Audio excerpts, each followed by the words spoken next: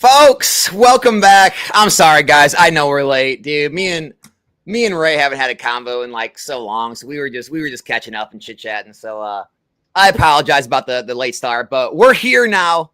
If anyone doesn't know Ray, man, we go way back, like years now. Ray was here, back when in the beginning, the infancy of my channel. So he's seen all the good, the bad, and the ugly. But I mean, nowadays, Ray is he's not technically a full-time streamer himself, but he has a full-time streaming company now with Shining Cards and Collectibles. And, he's done the whole gambit. I mean, it was a vendor and, done every other stage of the Pokemon market. Definitely specializes a lot more in Japanese than I do. And so I thought it'd be a great person to have on and talk. So Ray, what's up, dude? What's going on, Alex? What did I leave out from that intro? What else did I miss? You did it perfect. I will say I'm Ray from Shining Cards and Collectibles. Check me out on Whatnot. We have a team who I need to make sure I mention first because I completely jacked it up from the last live.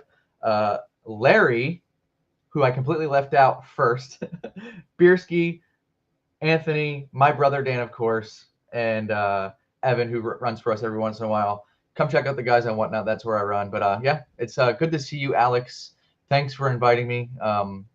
Dude, I love talking. And I pinned his Whatnot to the top of the chat. It's also on the top of the description if you guys want to check him out, give him a follow. And then he does have a YouTube channel. I don't know if he's ever going to post there again or if he does, but I left the YouTube in the description as well if you guys want to check him out there.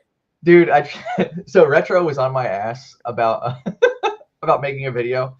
That's the funniest thing in the world, actually, to hear that. Yeah. Retro is on your ass about posting content now. Yeah, I know. He's like, I'm going to go do it. So I go record the video, and I realize I record it like vertical. Vertical. Rather You're just too used to Whatnot, yeah. And I was like, well, I'm going to delete that video. I spoke to the phone for 15 minutes. I'm like, there's no way I'm putting that out. It made it look like a total boomer. No, it's nice to see Retro taking content like somewhat serious now. Yeah, Retro's a great guy. If none of you guys, I'll do a quick plug to him. Retrospects, great guy. Just go check out his content. Yeah, we'll have Retro on again here soon. I know he was on vacation, like Hawaii or something. That's what rich people do. Dude left and you haven't heard from him in like a minute. He's gone. He's out there like surfing and stuff. It's crazy. He's got his little Will, the Pikachu, rolling around everywhere in the volcanoes. Good times, man. Hey, if you can do it, man, do it. That's all I got to say. Well, let me just say one more thing. Thank you for having me on tonight. I really do appreciate it. It's been amazing to see your growth. I don't get to keep in touch with a lot of the people that I'd like to as much just because of how busy it is. Working full time and streaming pretty much full time eats a lot of my time. So congratulations on the growth of the channel. It's really crazy to see. So great job, man. I appreciate it, dude. It's true though, man. Like, gosh, it seems like all of us had so much more time, like back 2-3 years ago, kind of when everyone was trying to figure out kind of the path they wanted to take. And now it seems like a lot of people that you and I both know in the hobby have all kind of molded into their parts of the hobby that they wanted to go after. And everyone's just lost all their time. And it kind of sucks because I do miss those days of like, it seems like there was live streams going on every week and, everyone was always on each other's channels and all kind of crazy fun debates, things were going on. And now it's, I'm super happy to see how successful everyone is, but it's kind of sad to see it's gotten a little boring, little like more lonely, I would say. Yeah. The funny part is I used to give people crap like, oh, what are you talking about? You don't have time. You do this full time. How could you not have any time whatsoever? I kind of get it now. Sorry. We didn't get it in the back who I gave shit for that. So I apologize. Dude, I never got it. I was just like, that doesn't make sense. What do you do all day? Yeah. The one guy who I did that with was actually James. I remember him, getting a little mad at me one time. Like, what are you talking about? Like, now I get it. Come on, Z&G. Yeah. Dude, I don't know how he's managed to keep up with everything he does. Yeah. Well, I mean, I know he's got employees, but Cam's a superstar. That's all I'm going to say. Cam was my first Pokemon friend. He's a superstar. That's what I've always said about him. That's what I always will say about him. And he's 100% the success for James' business and no one else. That's all there is to it. Not even James. Not even James. What's really funny?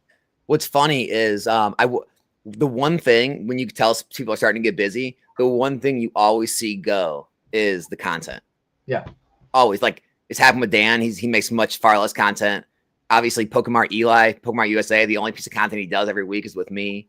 Obviously, like you, like I've drastically tried to keep the content, and it's just like the harder it gets harder and harder every week to keep the content stable while growing the business. So like everybody that creates content and runs their business, I have a huge amount of respect for, a lot more than I used to. Now that I realize how difficult it is.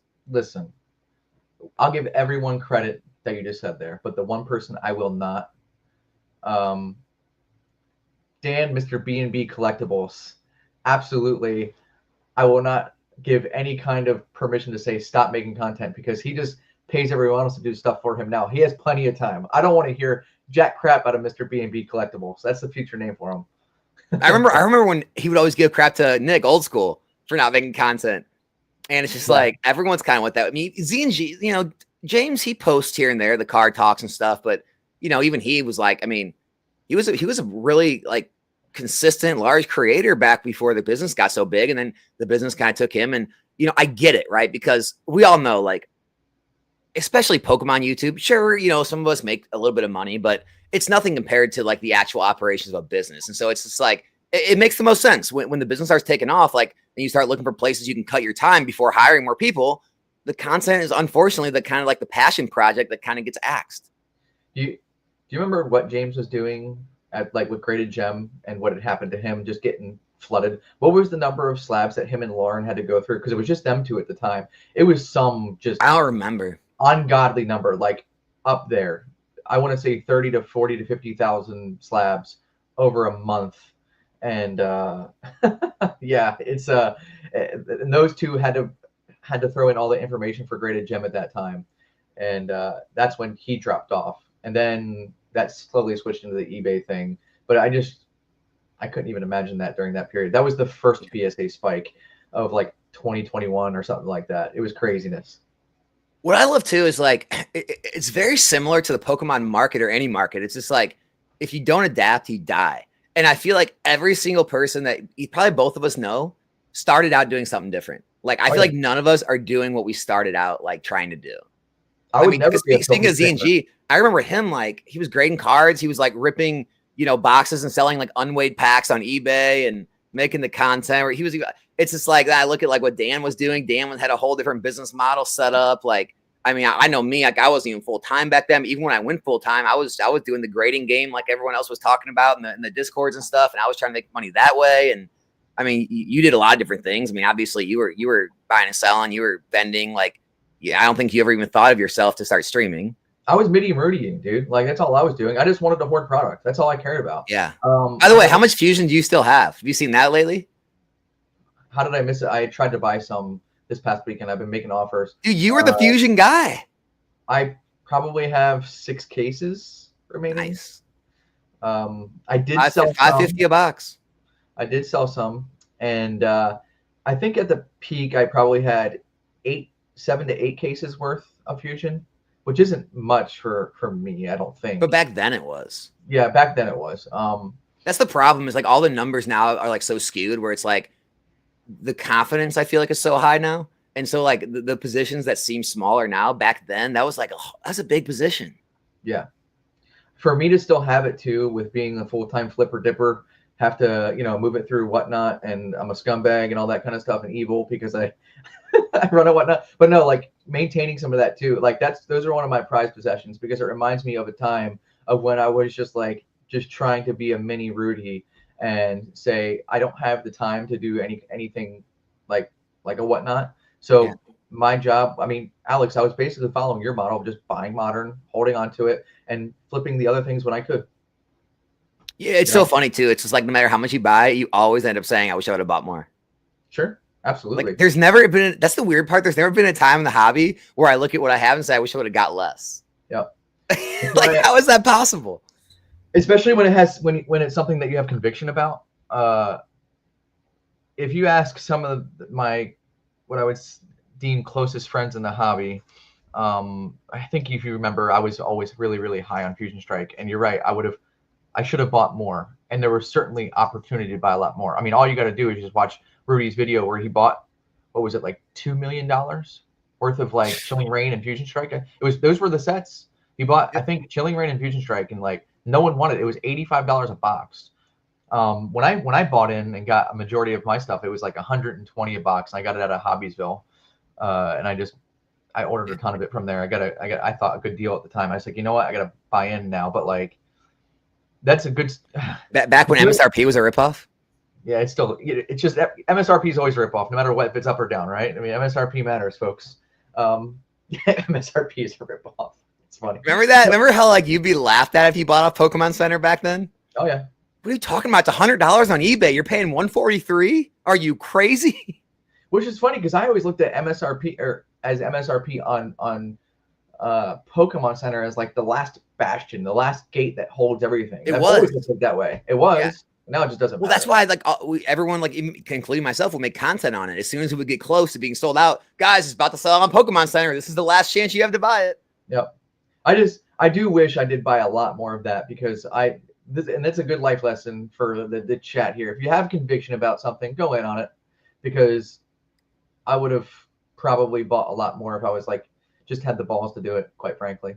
Because everyone was telling me, no, Fusion Strike is terrible. The hits were stolen, printed to oblivion. The keywords, printed to oblivion is a good one. When you hear that, buy it. You hear that, buy it. When you hear that, buy it. Let's expand on that. Having the balls to do it, dude. So I think you kind of encompass a lot of people in this hobby who have a full-time job. Ray's got a good full-time job, doesn't want to leave it, right? Makes good income, but also wanted to, start a Pokemon business and start, actually trying to wheel and deal. And it's just like, so let's talk about having the balls to start out this Whatnot stream and what it takes to grow. What do you have to 30,000 followers? Yeah. About to grow a Whatnot stream to about 30,000 followers in literally months. I mean, what is it that like kind of got in your head and kind of kicked your ass in the gear type thing and got you going like that speed and that pace? Well, one, it's always being humble and always accepting, like, I know it sounds strange to start it like that, but it's just like, one, you have to have the mentality of just jumping through the wall and always remaining humble. The reason why I say that is because I just went to Houston Collecticon. In my town, there is a streamer core that I met that I never even knew before that were coming back from Houston to my town. I live in Florida. And I live in a small town in Florida, smallish town in Florida, where they were on the same plane as me. And I was like, hey, you guys, you're just over there. And I started a conversation with them. And they told me, oh, yeah, we've been on Whatnot about 8 months and we're up to 65,000 followers. And I'm like, Jesus, I thought I did well. Congratulations, guys. That's my first words out of my mouth. It's like, that's amazing. I don't know how the hell you're doing that, but congratulations. Like, I'm happy with my growth. I try to Did you get into it on how they were able to accomplish that? Yeah. I mean, just the secret is just run tons and tons and tons of singles and be all the time. Alex, we talked a little bit about before this. Yeah. Always be running and have a team. There you go, guys. There's the secret. Just told it to you. You have to be on all the time. You have to be on people's minds. You have to be rolling. And those guys apparently, I live 20 minutes from the college that they dropped out of to do more Whatnot. That's crazy. And they said 4 guys, and they basically just don't stop and run thousands and thousands of singles. Probably losing a lot of money on those singles, but probably averaging out an okay margin. Interesting. Yep. Yeah, we talked a little about that too, and I've seen you, on other streams talk about it, and we talked about it too before screen. We chatted a little bit before screen, but about like one of the things that kind of discouraged me when I tried out Whatnot. Like I took a Whatnot sponsorship at one point, and some of you probably remember if you followed my channel for a while, where I tried it out for a month, and they gave me some benefits with some lower fees, and helped like I guess like push the channel to get like viewers in the first couple and all those things, and I hate to say I couldn't make it work. I'd say I didn't give it the time to work. But yeah, I mean, the singles are all over the place. Like some nights you get on there and you got the right crowd and you're getting crazy margins. Other nights you get on there, you run these auctions and you're just like, you want to stop the entire, you don't want to put the next card up because you don't want to lose again because you've lost in the other 10. And it gets really discouraging. So like, I guess talk us through like that whole process, man, because that's brutal. You haven't lived until you ran for 3 or 4 hours getting just punched in the face. Yes. And you have to, I mean, I know some people don't, but like myself, I stay positive the whole time. I don't let it show. I don't let it get to me on screen. I just keep the smile, like, hey, congrats, man. Like, awesome deal you got. And I just keep going. And after a screen, you're like, damn, that sucked. The only time it bothers me is um if there's people who are actively trying to like rub it in your face. And there's people who do it. They just can't take like the win. Or they'll come in and say, hey, pack breaker A is selling these same packs that you're selling for 3 times more. What's going on? It's like, we'll buy more. I mean, you pay up a little bit, right? I mean, but like, wait, so they're complaining about your deal you're giving them? No, they're happy about it, but like they're almost like they almost say it in a way they're rubbing in your face that you're not making as much as someone else. And by the way, it's really easy to take it that way too. They may not mean it that way, but it's also when you're an hour in and getting punched in the face over and over again, and you hear that, like you just don't want to hear it because you already know it. But like there is no talking. Like you asked me to talk through it with you, but like it's just you have to go through it because it's kind of part of it. And this is coming from advice that isn't me. Like I don't like sometimes giving my own advice without saying this is coming from someone who's much bigger than me, who will say, yeah, sometimes we run a $100 card and we get $30, right? But we'll run $101 cards and get $2 or $3. The averages you hope are making up throughout the lifetime of that show, right? And what's the hardest part? Is it sourcing? Yeah, we talked about this. Sourcing right now, especially when a market is jumping up like crazy, is really, really difficult, and people do not have the capacity. Well, that's calling them dumb, and I don't want that. The experience, I should say, of understanding of what it's like to be able to run 1,500 singles in a stream, right? And I don't even really do that on a consistent enough basis, but like we need constant product. And if someone can offer me a fair enough rate to where I can keep pushing stuff, I can keep it rolling and I'll keep a business going with you as long as that chain can keep rolling. But like you go to Collecticon right now, they're laughing at you and I have been laughed at if I'm not offering 90+%. And it's like, good luck, keep vending. Good luck. I'm not buying anything from you. But like good luck. And right now they're getting it because the market is a little bit crazy. I think that's going to start changing right now because I would say in the past week or two people are now reaching out to me about buying out collections, whereas in the past I had to reach out to them. So market shifting a little bit, maybe on singles. It's getting a little strange. I would say strange is the wrong word, but a little crazy seeing that happen. I've seen the same thing with sealed. I have a lot more people reach out to me selling sealed collections right now. Yeah. It's so sourcing, to answer your question right now, sourcing is just freaking hard. Fortunate enough for you, you've developed a real solid base. I'd be willing to bet you're probably pretty okay, especially with the Discord server and stuff. You probably have some people that can help get you going. Like I don't have that. I mean, yeah, it's most of it's pretty good. There's definitely sets and times that things become difficult, and you end up overpaying and just like you say, you take lower margins just to have things in stock because you don't want people to come to your stream and not be able to buy the packs they want because if you have the stuff they want, maybe they'll stay and get some other stuff too, and so you just kind of take some low margins or and just to keep them there and give the products they want. The hardest part for me is I have like demand for higher dollar packs, like once you get like Sun and Moon XY now, the 30, 40, 50 plus dollar packs, but it's definitely lower, and I think people are more hesitant like to buy for some reason. They're so much more hesitant to buy loose packs of those eras than they are like the newer eras, and I think it's because as stuff gets more expensive, people are really getting tuned, like worrying if it's like weight or searched or all that stuff. I would say that's something I learned from James. James a long time ago on one of his channels said that, or one of his videos said that there's like almost like a line to certain levels of cost, right? One that he said is like $1,000. People get above that $1,000 barrier of entry for a slab, which me and you probably used to like choke on water, like $1,000 for a slab. Unfortunately, or fortunately, however you want to look at it, it's become a little like it just doesn't really impact the say, $1,000 slab, no big deal, and just throw it across the room.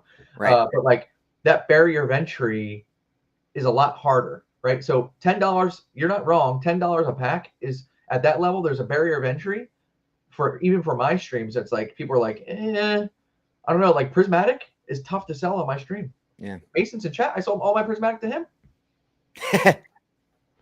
I'm not even kidding. I'm sorry, Mason, if I shouted us out there with the deal. But I was at Miami Collecticon, and I'm sorry, and I'll be honest, when I'm auctioning packs and I'm getting $9 to $10 a pack, and a store can offer me more, I'm gonna stop offering it on my show and give it to someone who can do something with it. Yeah. I mean, it's just right. Like it happened a lot. And it sucks because of this recent boom, it's like before a lot of the boxes weren't that far off from single packs. Now we've seen a very big kind of like gap between single pack price and box price. And so it's just like, what do? Do you rip a box, keep people happy, and just like overcharge for packs? And then you get people come in and say you're gouging people on packs. And it's like, dude, I have a Unified Minds box back here that I'm considering opening. And I'm like, I could literally sell this on the market sealed and get a certain amount, or I could just crack it open and literally like make the same or maybe less money just to move the packs on stream to give people something to open. And you'll still have people saying you're gouging them because, well, single packs, if you add up 36 single packs, it doesn't cost the price of one box. And it's like you're getting to that point where it's just like, well, what do? Do I get single packs and people complain about it? Do I open a box? People complain about the price. And you just, there's all these things that go through your head that, like, you know, people don't think about. They just come in the stream to complain about something, you know? Or you can DM me and tell me what you want for that Unified Minds box, and we can talk. That too. I want Cosmic. I want like some Sun and Moon stuff right now. It's a little bit. Do you? Yeah, I probably should have been buying it before, and I was too concerned with just pushing stuff through the system of whatnot that I kind of let some of those plays get past me, and I'm a little irritated over it. I mean, that's another thing too. Like we talk about, every stream's different. Like, you know, what people want on yours might not want on mine, might not want on Dan's, might not want on like one of these other bigger guys. It's like different stuff is going to sell on every different stream. Oh, and in the case of Prismatic too, that one specifically, I really do wish they would print the hell out of it because it is, I think, a great set that it just costs too much right now for the average consumer. And that's definitely one of those things that I think if they printed a lot more of, I would be able to sell a heck of a lot more of it. But I just can't sell it above $10 a pack. It just doesn't work for me. Yeah. No, I get it. I mean, we talked a little earlier. We didn't like get into it. What are you seeing? You say you're seeing some things happening across the market right now that you wanted to discuss. What are we seeing? I mean, I don't know if it's like a secret anymore, really, Alex, but we were discussing a little bit prior that, you know, markets, the word I used at the time was softening, because I don't want to just say crashing, because it's too much. And people automatically go to DEFCON 5 when you start saying like the market softening a little bit, but like it's definitely slowing down. I do think one of the advantages of me being like a smaller to mid-sized stream on whatnot, we experience a lot of the what's going on in the market first, whereas we can see where it's like shooting up like crazy and when it's coming down. And definitely in the past month and a half, Bierski and I have been talking about it for at least a month and a half, that like, yo, we're getting $5 a pack for Crown Zenith. Like, what's going on? Like, you can see the cracks happening when you dollar start it and people just aren't paying up. Or 151, we're only selling for like $5, $6 a pack. We paid $8 or $9 because that we offer solid rates just like you do, Alex. Like, yeah, a fair rate. And I don't like I say on the channel all the time, like, I want to make money. I don't have to make all the money. So I offer fair rates to people. And it's been definitely softening, especially ultra modern. And I think that has a lot to do with there's multiple factors. Let it out, dude. Let it out. It's cool. Cost, but like, especially in the Japanese side of things, it's pretty heavily manipulated. I'm a massive Team Rocket fan.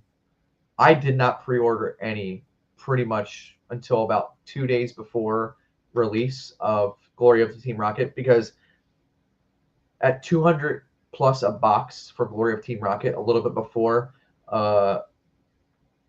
release, like, that's just ridiculous. You know, sets that are $50-$60, which I'm not priced like MSRP guy. Like I'm really not. But there still is a level where it's like, what is something that you can continuously turn over? And as streamers like us, like you just can't continuously turn over $200 boxes in Japanese. Like it's Right. borderline impossible unless you're, you know, much larger where, Yeah. it's possible to do that. That's not us. Uh, and when that came out, and it actually started with like battle partners in my opinion. But when that came out and it went to like half market price almost instantly, but the half is still 2x what it actually should be, like it's messed up, man. Yeah. Like that's all there is to it. And I think some of that is really starting to really catch on to people. Like this is a little ridiculous. Like let's calm it down. Like the average consumer, I can say, might finally be a little bit priced out of that kind of stuff. Like at the start, it's kind of dumb. Yeah. No, I 100% agree. And I think the funny part is it's like, as streamers, you're just going to get demonized in this hobby. It's just the way it's going to be. You're going to, it's just like, I'm just like, I accept it at this point, but it's like, we don't even want this. Like, I can clearly tell you, I do not want this kind of market. It sucks. Yep. Sourcing from all these different sources all the time and impossible to find packs at decent prices. Like, you know how much easier this whole business would be if we could just order what it used to be at and get as much as you want. You have enough packs for everyone. Like, it's a very affordable cost. You can, run, games of chance and things, and it's not like out of hand. Like it's a much easier market to maneuver for everyone, even businesses, regular collectors. And so it is funny though, like anyone that has a business gets demonized just because prices are higher and we have to sell at market price. Yeah, I don't have distro access. And I do, but I get nothing. Like yeah, literally. I know your abilities with distro access, and it's basically the same as mine. You get a couple boxes or something like that? I got so for Destin, I got 4 booster boxes, 2 ETBs, and 2 booster bundles. And that's units, not cases. Don't flex on me. That's units. I don't appreciate you flexing on me like that. No, I think my bill, it was like nothing, dude. It's stupid. I will say, I do think I made a mistake in what I just said. It didn't start with battle partners, by the way. Prismatic in English is what I think really kind of started some of that downturn, because like it's such a good set, people can't get it, but you're constantly getting wrecked both by the product and by the cost. Prismatic sucks to open. The product is brutal. It's really Evolving Skies 2.0. It's absolutely evolving. Like that set punches you in the face. My God, does that set punch? It is unfun. Especially what's funny too is like, because there's so many SIRs, it already would have been a god tier rarity, but to make them that ridiculous to hit, it punches you so much harder. It came from Terrestrial Festival, which I know you're not a Japanese guy, but like it's a shame because Terrestrial Festival is legitimately one of the most streamer friendly sets you'll ever open. That's crazy. It is so much fun. You can get up to like 2 secrets in a box sometimes. Like it's just always surprising you. Like maybe 2 secrets, two SARs, and then all of a sudden here comes like a god pack out of nowhere, or like a semi-up. Like it's so much fun to open compared to Prismatic, and that's actually what really propelled our stream. We were very fortunate that Prismatic came along when it did, because we just got done getting slammed in the face by singles for about a month and a half. Like what happened with you. Like yeah.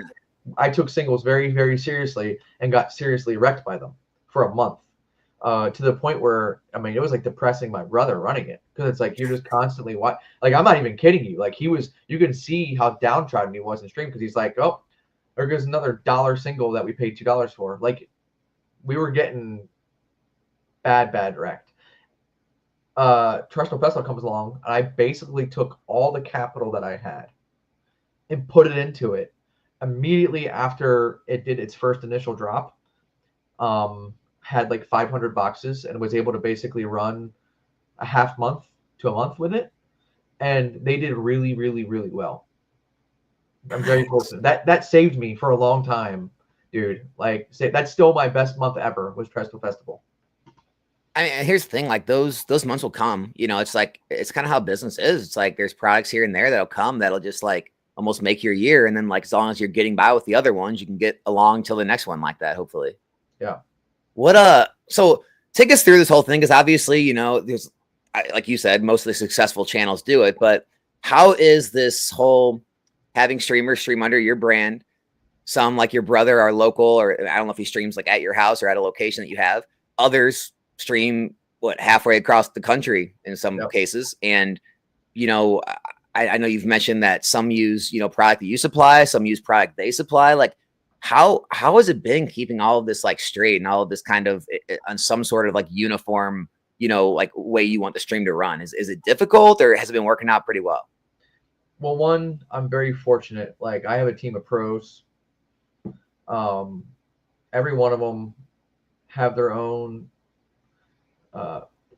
kind of their own like skill set that they're really good at. Like my brother Dan, I would say, is just, for a dude who's been doing this for 8 months, he's pretty damn good at pack breaking. He in no way he can possibly know like all the singles. There's just no way. Imagine where you were 8 months. Me and you were talking on lives, bullshitting about vintage versus friggin' modern in our first 8 months of you know, running around. He's pack breaking whole full Japanese sets where he can't read the kanji and knowing the Pokemon and doing a pretty damn good job while entertaining and not knowing jack about really what he's doing, if that makes any sense. And it's amazing. How he's getting the training is through me modding for him in the back, you know, letting him know this, that, and the other thing while we're running. It, like, that's really how it started. It was just me and him last July. And like, he's turned into an absolutely stud of a streamer, right? But all the other guys, they all have their pros and cons. Like Larry, he's fantastic. Once again, knowing the niche Japanese market, which I know niche Japanese, but he knows it even better than I do. Like, he's really, really good. Bierski, who's just an animal on all fronts, super likable guy. Evan, once again, same thing. But like, I kind of lost track of the original question there. But like, trying to gather that all is, one, just having a really, really good team that you just have trust. Yeah, I guess what I was like more asking, like, how do you kind of keep it like I don't know, keep track of it all? Not even keep track of it, but just kind of like keep everything like operating the way you want it to run. Like whether it be like, you know, I don't know what I'm trying to get at. Just like, you know, the type of auctions, like if you guys are running like any type of games or like, you know, games of chance, or I don't know, the flow of it, like the times they go live. Like, is it hard to like keep all of it scheduled and keep all of it kind of like, I guess your brand, like protect your brand is more of what I'm talking about. I don't know how to necessarily answer that, except for just in terms of like specific questions of like time and schedule. We don't have enough guys to worry about at this point. Most of the other guys, my brother's only full time. The other ones are like half time. It's very easy to manipulate that schedule. But I just want to make sure I say something really quick. Fat Belly Collect said, that's how you know it's a peak, when someone who doesn't know anything about Pokemon can be successful. Be very clear. He knows Pokemon, especially modern Pokemon. He has a child who he grew up watching like the anime and stuff with Netflix with her. So he knows Pokemon rather well. He just doesn't know the TCG, which is very, very different, to be fair. He doesn't know the market, right? He doesn't know Glory of Team Rocket is $200 a booster box. He doesn't know, or margins or things like that. Let me be very clear. The business side, which me and Alex, you know, live and breathe probably on a daily basis, but he knows Pokemon. I'd be willing to bet I would put his knowledge on modern Pokemon, like Scarlet and Violet area, probably with among anybody. He'll name, at this point, right? He'll name a new Pokemon and be like, how the hell do you know that? Like, I don't even know that. Mr. 151 here. So sorry, getting a sidetrack. I want to make sure I defend my brother there a second.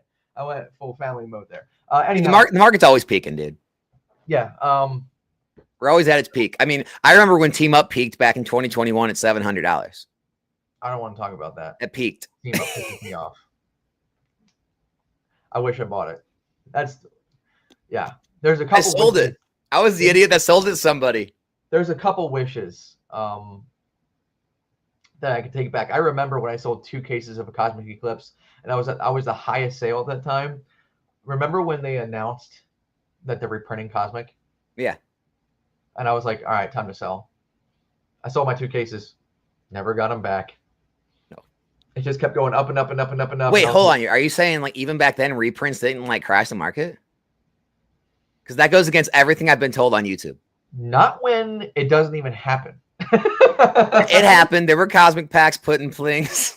Oh yeah, I guess is that what they did with it? They just put it like in I don't know. Yeah, like that's what happens. Like, you know, even like the reprints they announce now, it's like booster boxes may not even come. They may reprint more surging bundles and stellar crown tins. It's like reprints don't mean they're reprinting every item, tons of it. It's like, dude, I got scared out of Evolving Skies. I remember when I was like, freaked out by all YouTubers saying like, oh, it's guaranteed to get reprinted. I got news is coming, and I sold my Evolving Skies, and Evolving Skies never came back down.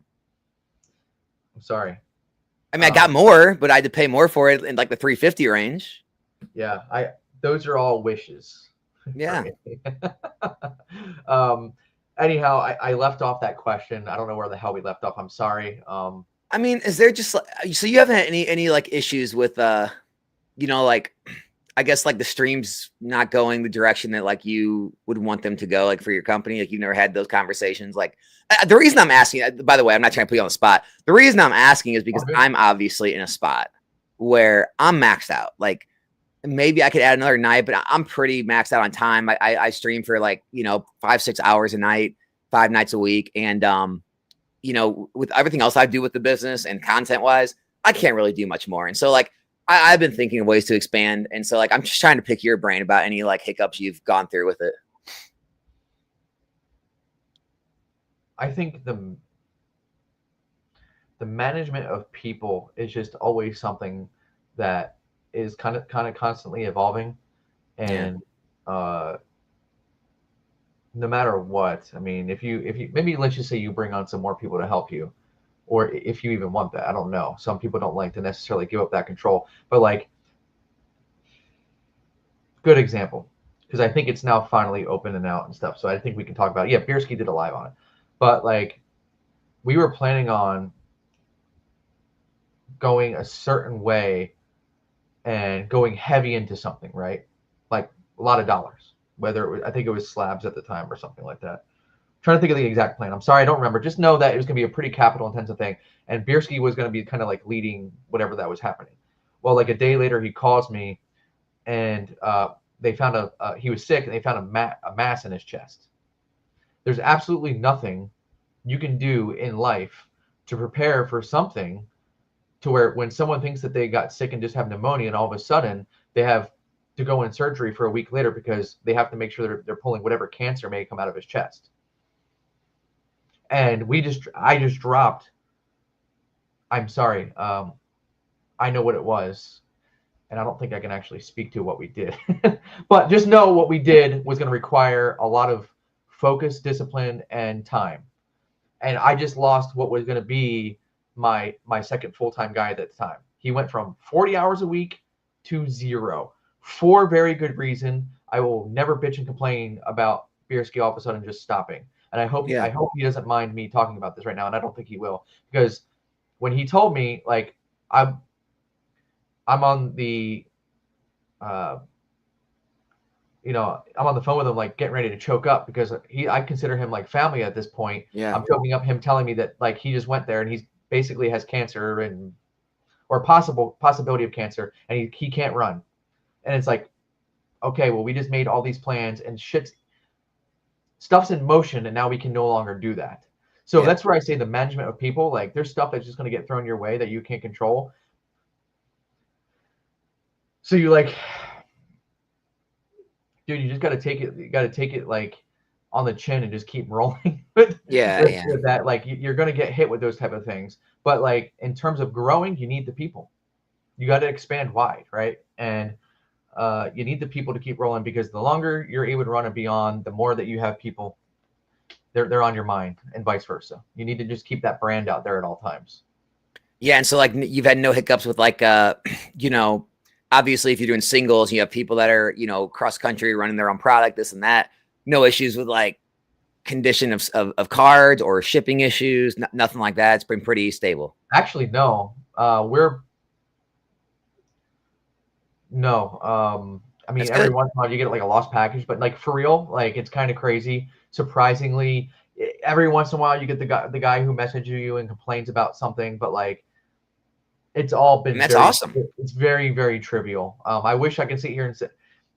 No, I wish you. I'm glad you aren't sitting here and saying anything. That's good news. Like that's really good news for anyone like wanting to grow their business. I mean, it's just like as long as you're choosing the right people who you trust and that they want to see you succeed as much as themselves, and I mean, it goes to show that like, yeah, it can work out and not to be afraid of it. Yeah, every one of the guys, they know what they're doing in terms of condition checking and sending stuff out. They all have like a gold standard for service. Like, we don't mess around, dude. And the other thing is like, if there is issues, people know every single time.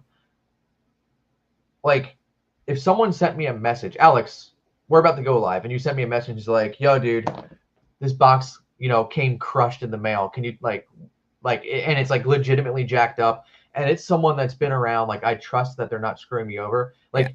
we will go into the show and we're gonna open a brand new box live for you, and we're gonna take care of you like right then and there. Like, and we'll do it in front of all the other people just to show I'm not messing around. Like, I'm not trying to screw people over. Absolutely. Yeah. Yeah, for sure. No, I get it, man. What I mean, what about you, dude? Like, have you like changed up your goals at all? Like, are you still just like happy, keeping things how they are? You still working, just putting on more streamers, or have you thought about like putting yourself into the mix and leaving the 9 to 5 and jumping in your business full time? I can't leave the 9 to 5 and do it. I could, but I don't What, like benefits and stuff? Yeah, benefits and stuff. Like, I legitimately can't. Yeah. I feel at times the 9 to 5 that I have probably keeps the business going in a certain sense, which is kind of crazy, especially early on when you're taking a lot of punishment. But no, I can't. There's just no way, man. I get it. Yeah. Plus, what about you understand that leap, that first, like, you dipping your toe in, like, then it's a jump, and then yes, when it's 100%, like, this is a business. I don't know. I feel like you really look at it different. Yeah, I mean, yes and no. Everyone's situation is different. Like, your situation, now you have kids. Like, my situation, I don't have kids, and my wife works. So for me, it was more so like, well, if this doesn't work out, we put ourselves a little behind. I go back and get a job, and we just kind of start back up. And so, like, it wasn't as much of a risk for me. It was more of a risk of like, feeling I'm getting behind. Like, oh wow, I left a good paying job. I'm only making this much. It's like you're constantly trying to grow and find new ways to grow. I'm talking to other people in the hobby, asking them what they do, like desperately trying to, find ways to grow things. And at that time, the content was just kind of, it wasn't really popping off as much as it is. And it was more so a feeling like, you made the wrong decision, or you're falling behind more so than like, paying the bills. So the paying the bills stress is like a whole different stress.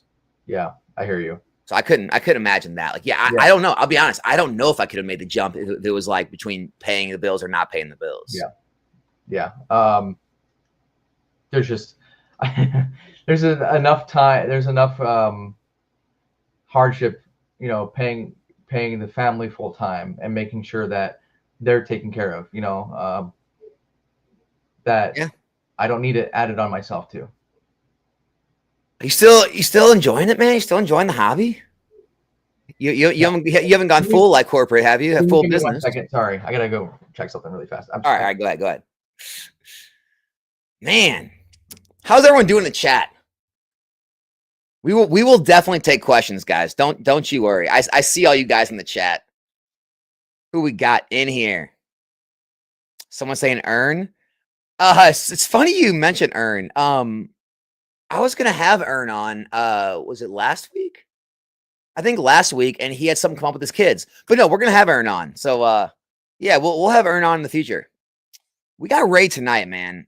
Guys, Ray, someone I've been friends with in this hobby for literally years, and it's just we used to talk a lot more. We used to have more streams together, and used to just talk a lot more. And it's been a while. I've been wanting to get him on for a while now. So because man, Ray's been through the ringer too. He's seen all the ups and downs in this hobby, especially the ups and downs of this channel and with me. And so it's good to have him on. Mason's on here, man. I appreciate you being here, Mason. He loves losing money, guys. He loves losing it. The only difference is he loves making it a little more, so it works out. Derek had a question way back here. What are things you're doing to grow your business? Do you utilize social media for advertising or in general? If you are, what are you using? I will make sure to ask Ray that. For me, I've never utilized any of those things. My social media, my content is my advertising. And so I've never paid for advertising. So we'll ask Ray what he's at. I've grown everything organically. So that's been my route. It's probably easier to pay for advertising, especially these days. It took a lot of years to grow the content and grow the business where, advertising probably could have put me ahead. It's just something I never took advantage of. And I don't know why. I don't have an answer for you. And it's not to say I won't advertise in the future for things, because I definitely will. It's just I chose to go a different route and keep things lean and get to that point. But Ray's back, so we can ask him. Did you use any like advertising to grow your business at all? Just starting now. Yeah. I mean, a little bit of Instagram stuff, but nothing like crazy. But yeah, just started now. Like your own, or like you paid for advertising? Paid for it. Like I want. Like you paid. I mean, it's like you paid to like boost your post, or you paid like someone else to shout you out or something.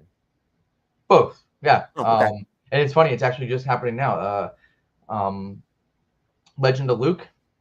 Yeah, for sure. Someone who I admire the type of content he creates. He's really good at making content. Yeah. And I want. There's certain people who I would let shout me out for the branding, and he's one of them. And so reached out recently, and he's actually we're in the middle of doing it right now. The campaign, if you will, middle of the campaign, right? The advertisement campaign. But I hope he doesn't mind me saying that, but I don't think he cares. Fernando, what's up, dude? Thanks for being here, man. Hold me now. He always gives me crap for playing Creed in my live stream before. Zuko, member for 7 months, man. Appreciate you, Zuko, as always. Why is it always Creed? I don't know. People want to play Creed too. What's funny too is like I played like a whole soundtrack of all alt rock. Like it was like Blink, and I had some like Fall Out Boy, and just all like the alt rock from like the early 2000s and stuff. And for some reason, he just like he took the Creed, and he just gives me shit about it every chance he gets. I mean, Creed's pretty terrible, so I totally understand. Oh man, dude. Yeah. So like, what is there anything like you wish you could be doing more of in the hobby? Like, are you still putting stuff away and doing the long-term investing? Are you, I mean, obviously you're probably not even collecting for yourself at this point, because, once we get so business-minded, it's hard to do that. Is there anything that you wish you could be doing more of? Yeah, I actually wish I could be streaming more. I do really, really enjoy it. Yeah. It's a lot of fun. I just can't do it due to timing. In terms of Pokemon, whether it's trying to have a PC or something like that, I say right now my PC is my guys, and making sure that they're fed and paid. That's my PC, right? I don't get the honor and privilege of being able to carry a PC right now. It just doesn't happen. In terms of being able to hold and hoard steel product, I'm holding on as much as I can. When Fusion went up to 450, 500, what was it? 3-4 months ago now. It did like its first initial peak, and now it's starting to kind of go up again. I did sell off enough booster boxes to pay off my original cost basis of it. That was kind of the point. I sold like 5 to 8 boxes or something like that, which is kind of crazy. 5 to 8 boxes pays for pretty much everything. And I was like, all right, all the Fusion's free now. I'm good to go. But like, I will, depending on the product, at times have some stuff, and I'll call it medium holds at this point is what I'm allowed to do. And yes, PC's personal care. I do a lot of personal care too, lotions, things like that. No, but like there's some stuff that I have, like, where's my pointer here? Like there is some stuff, like it's a lot of Lost Origin ETBs that I happen to see and source at a certain amount of time that was like, these are too cheap. Shout out Hills Wholesale Gaming. They're I would call them, like, I guess, plays at this point, right? Like, yeah. But there is some stuff that's going to be longer plays and shorter plays. Yeah, I feel like everyone's just at a different position in their life, and everyone has like different goals in their life. Like for me, like I see like personal collection is almost like having a sports car in the garage. It's like, do I want to go buy a sports car? Yeah, I'd love to have one to drive around, or would I like to get some jet skis for me and my wife and like go down to the lake or something, every couple weekends. Like, yeah, but it's just like I'm just not at that point in my life right now. Like I'm in grind mode. I'm trying to grow the business, like trying to put investments in place to like, have for the future. We both don't want to be working in our 60s. And so it's just like, I'd love to have a PC, but at the same time, there's like other goals I have right now. And there'll be a time later in life when like, I can go back and collect things, and maybe I'm overpaying for things at that point. Maybe I should be collecting them now. But it depends on what you're talking about PC too. Sorry to cut you off, but like I think me and you might have a different outlook on PC, right? okay, Like go for it. What I mean by that, don't get me wrong. I have some slabs that are special to me that I'm not going to say I won't sell them, because if it comes to feeding someone on the channel or selling it, I'm going to sell it. But like it's stuff that I'm going to sit back, because whether like Z and G, I always tell the story of like I bought 2 packs of Team Rocket from him back in the day, and he pulled me a dark Dragonite and then a dark Charizard back to back, Japanese. They both graded 10.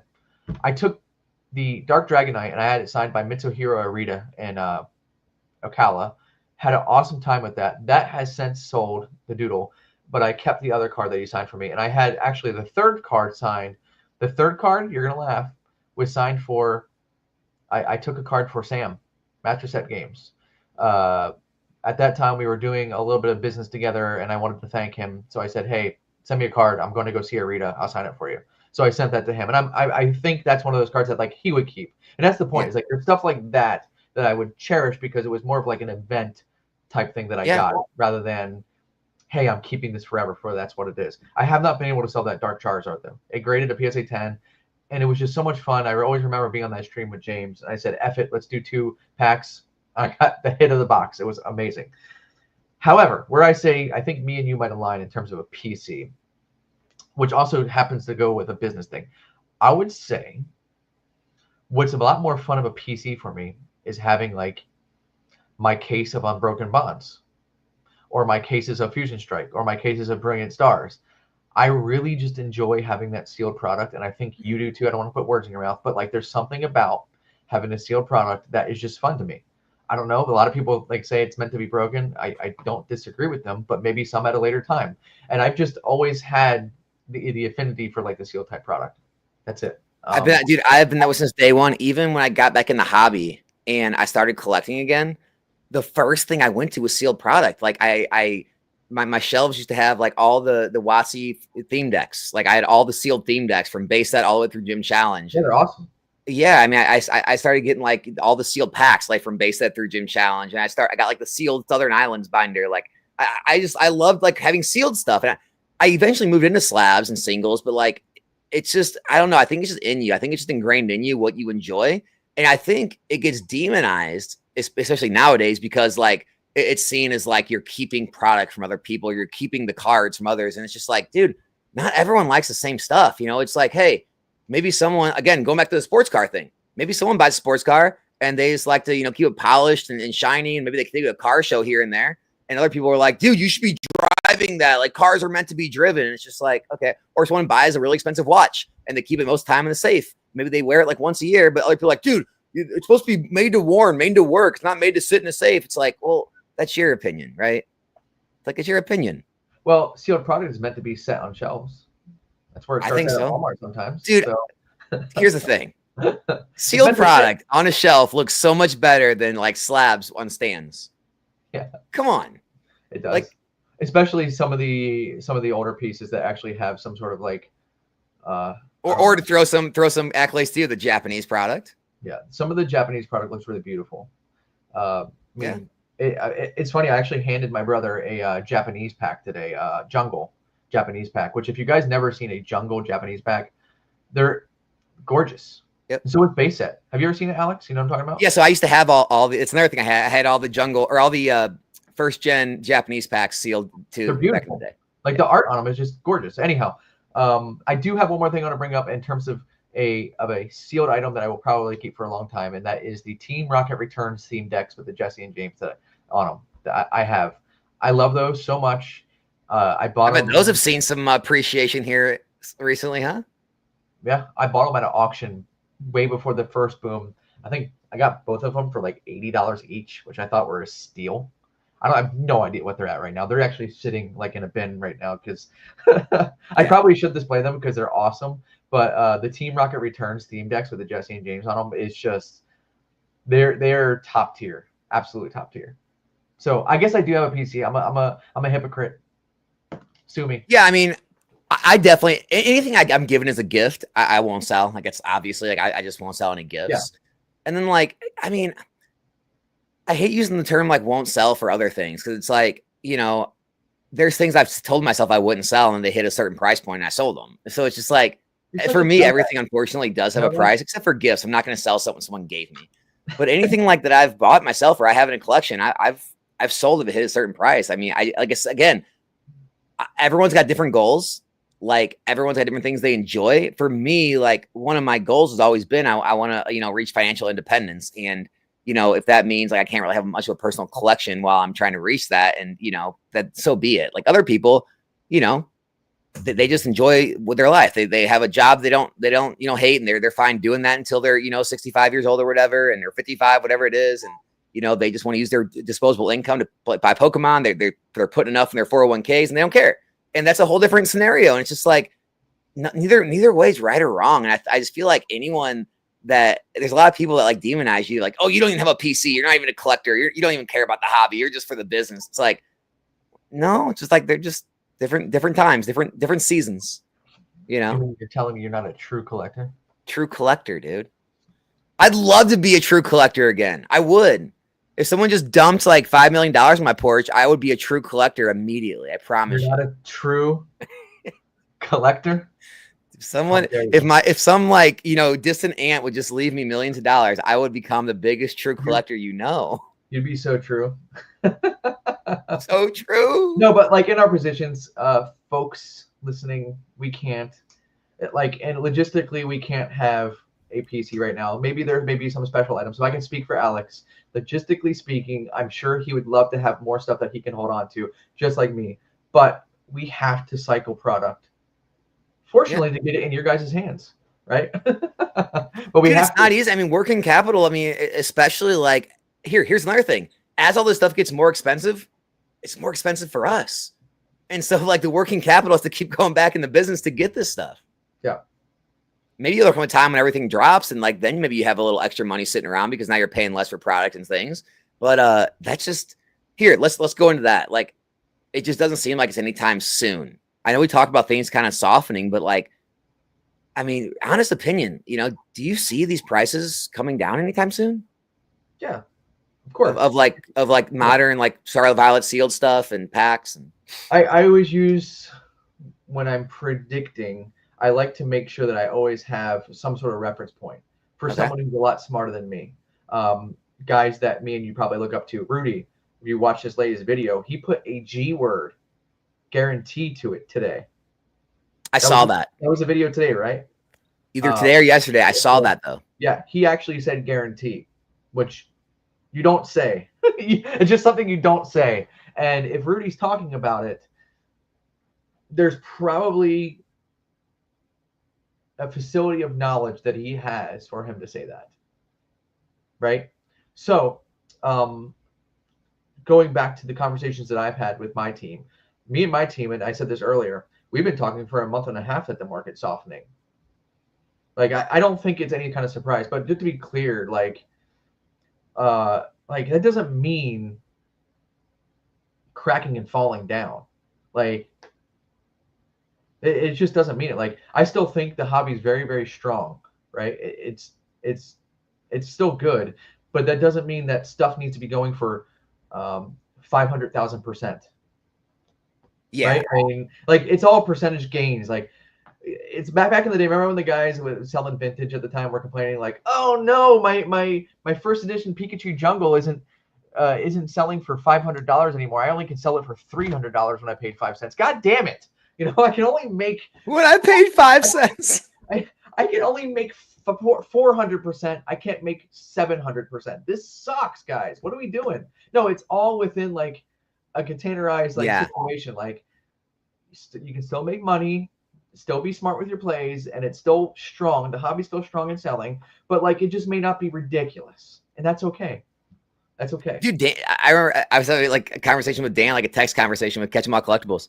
And I was like asking him about his inventory, like how high he keeps his inventories. He was telling me, I'm just like, damn, like, dude, I don't, I'm like, for someone who's bearish on screen, dude, you're like way more bullish than me. Cause like, dude, he keeps high inventories.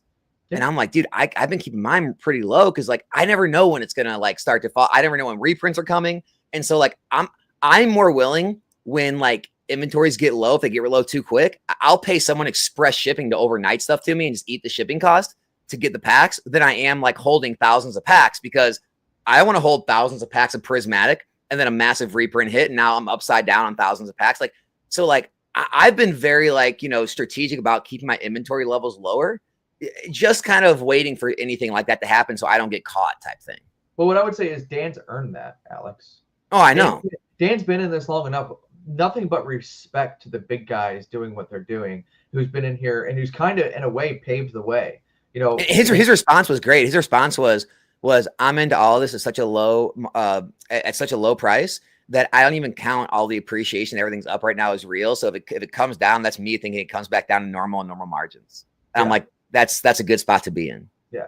Oh, by the way, Brett, Rudy guaranteed that the market's going to come back down. Like it will. I forget the exact words he used, but he did say that basically prices are going to come back down to whatever level. I forget. I'm sorry. Do you remember, Alex? What did he say? Yeah, I want to make sure he cleared that statement out. He guaranteed that. But yeah, and Pokey and he said, talk to you. What's up, Brian? He guaranteed it was going to come down, but he said it in a way where it's like could be 1 year, 3 years, 7 years. Like I don't know when, but he guaranteed it. And so like it's still like open ended, right? So it's still like you don't know when. I mean, it literally could be a year from now. Saying the guarantee is one thing from Rudy, and that's crazy enough. But then putting some sort of time to that's even just stop. Like you're just lying at that point. That's why he won't do that. But it's going to come back down. The stuff, guys, $250 Journey Together booster boxes can't last. Just stop. It can't. And it's funny. Me and Nick were talking about this today, Retro. And this is what I've been saying over the past month and a half. And this is going to jump onto what you've been doing, Alex. I basically been saying for the past month and a half, I'll keep a certain amount for streams, and I don't even keep much of it because the English I don't really give a shit about. Wow. Hey. Sorry. I'm more of a Japanese vendor. I apologize. But I still keep some around. But like pretty much what would be the set that I was saying? I mean, it's pretty much in agreement with what he's saying. I would say Surging Sparks or even a set before that, like, and forward. Pokey knows. Like, I dumped all my packs. I dumped in relative terms. Like, I just sold them all. I want to keep a lower amount. I can't take the hits that Dan can. He's insulated. I'm proud of him. Great for him, but I can't do it. I would much, much rather, you're going to tell me I can buy a Journey Together booster box or like Silver Tempest booster box. Yeah, or it is crazy. What am I choosing? Even battle styles. For some reason, I understand why people don't love battle styles, but like where now, it starts to get a little fuzzy though is where you start like it has where it starts to get a little fuzzy though is like what about like Paldea Evolved? Now that one is far enough out of the window, and I agree with Rudy on it. You're probably fine, and that's a good call by you, by the way. You've been shouting.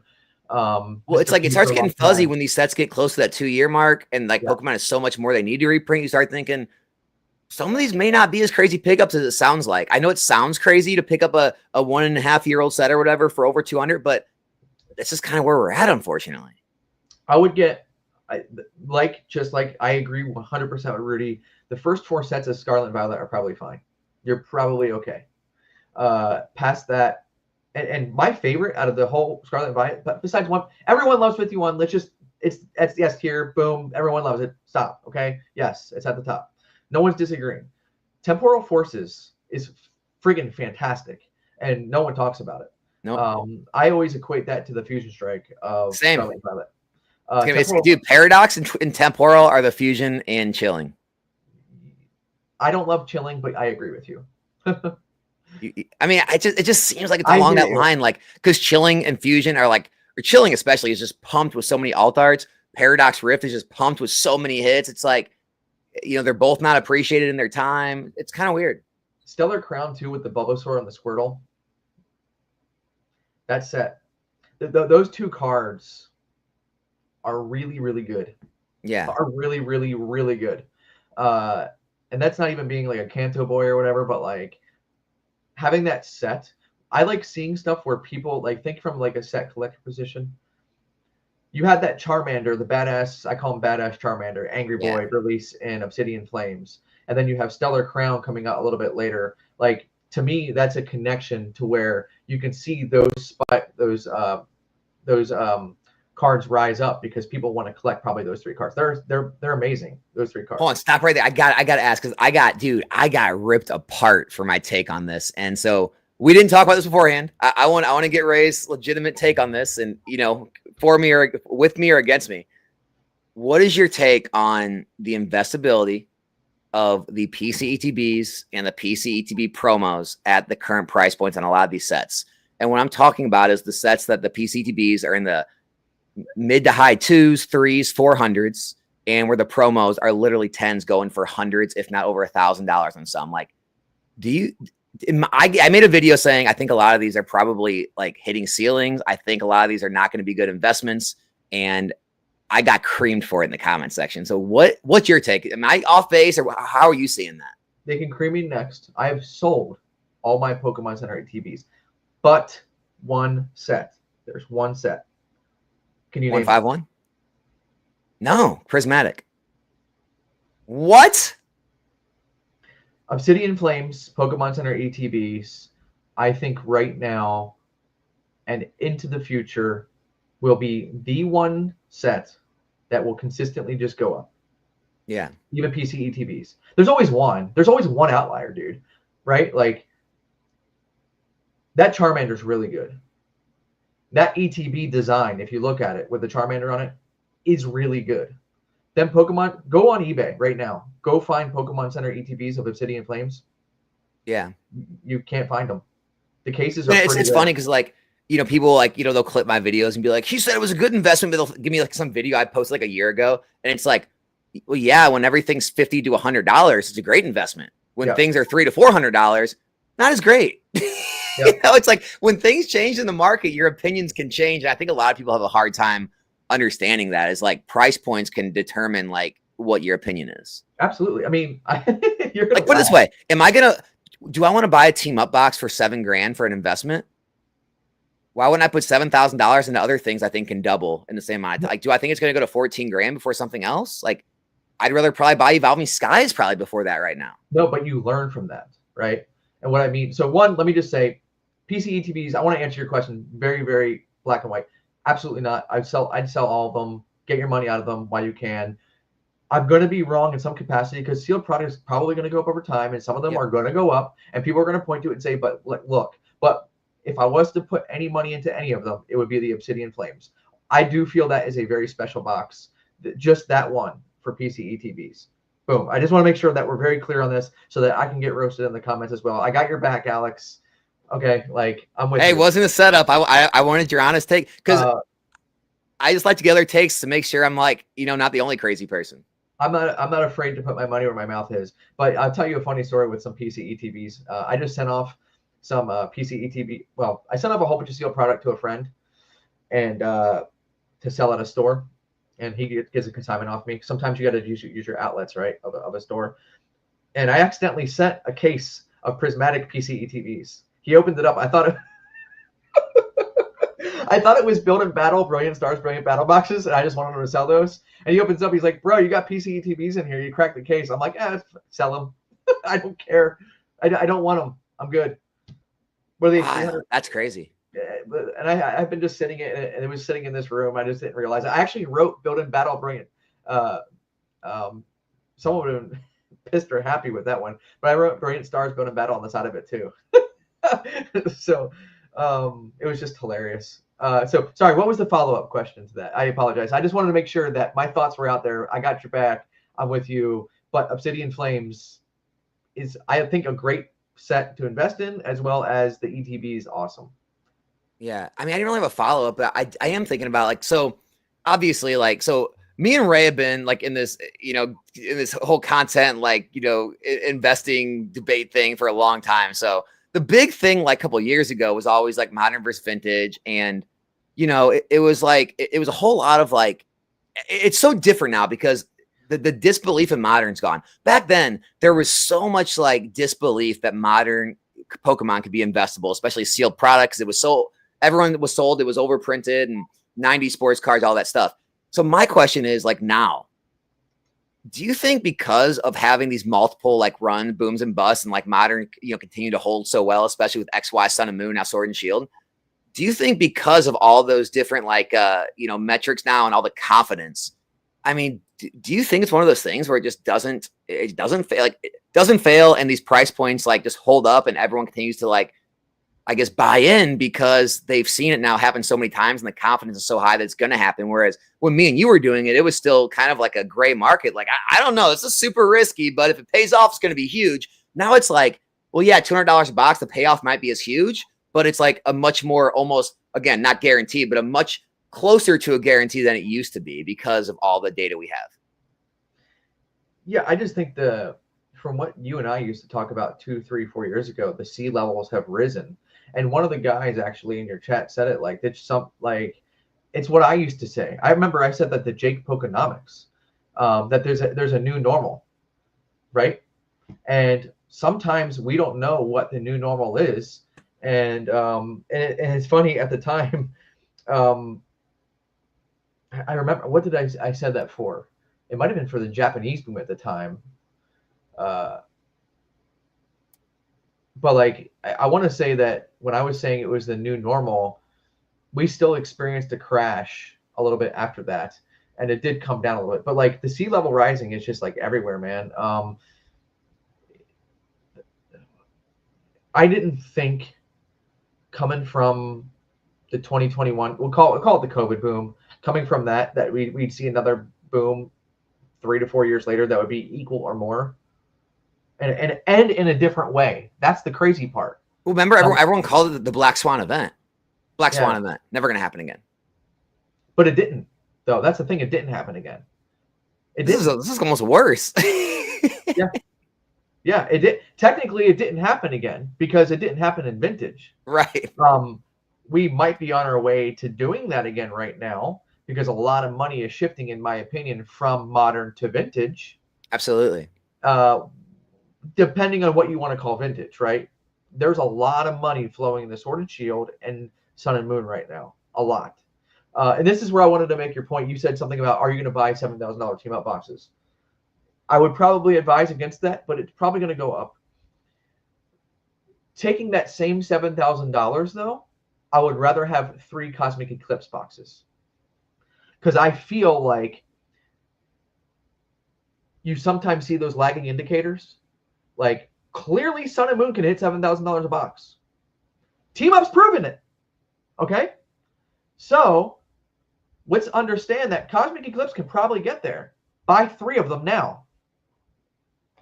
It's expensive, but it can probably get there. Cosmic Eclipse is probably the number 1, number 2 set of Sun and Moon. Team Up is like that because of it just was like short printed too. Like, yeah, there's other facets behind it. Team Up is a great set, but it was also short printed is why it's doing what it's doing. There is other mitigating factors behind it. Whereas Cosmic Eclipse was printed a lot, but it's still doing it. I think the other thing that no one takes into account, I made a little bit of a video about it with like showing the populations of a lot of these like, high dollar modern cards, like the Umbreon, the 151 Charizard, the Bubble Mew, and they're all like, 10,000, 15,000 pop reports, but all of them have like 100 to 150-ish available in the market at any given time. And this is in a downturn market for singles right now.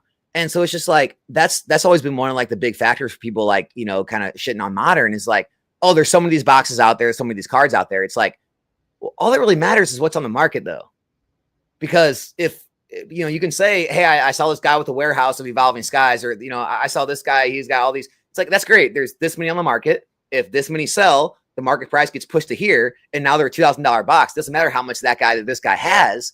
It matters what's on the market, not in existence or what's perceived to be in existence. And I think that's what kind of throws people for a loop is they kind of let themselves like get mesmerized by what could be out there and get scared, but they have no like vision on how fast prices can move. Like if anything, like you just said about Team Up, if anything, that should show you how fast prices can move when a market gets scarce. Yeah, absolutely. By the way, and there's people out there, Alex, and you've known, you talk to them. We won't even take Rudy into account here, but there's a ton of mini Rudies that can go buy all the unbroken bonds boxes on TCG Player right now, and it's nothing.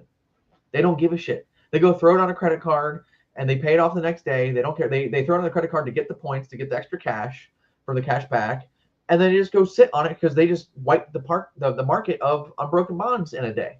And that's what I always say is, where do you think the packs come from for PokeRevs mystery packs?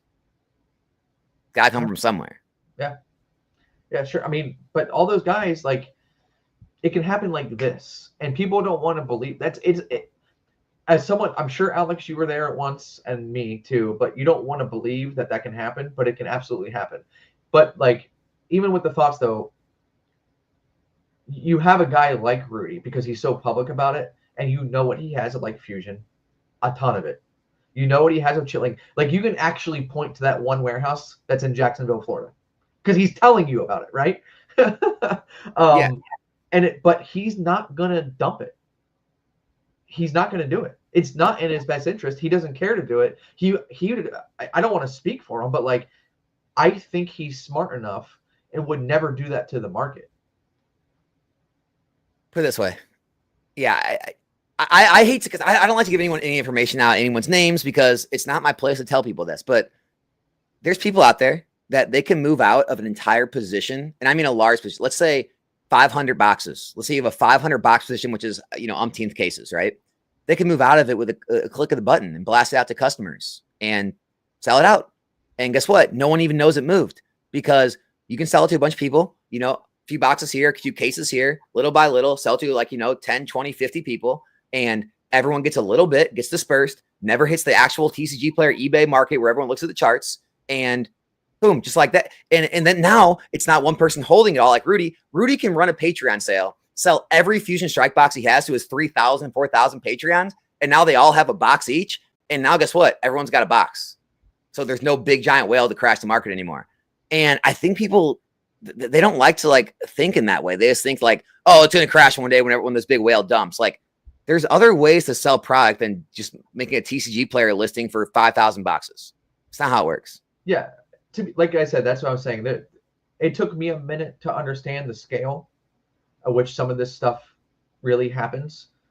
And even me, and even you, like, both, if you put us together, Alex, we're still nothing. We're absolutely nothing. And I've been very clear about that. I think people get the wrong ideas. Like, I try to promote myself as this big whale.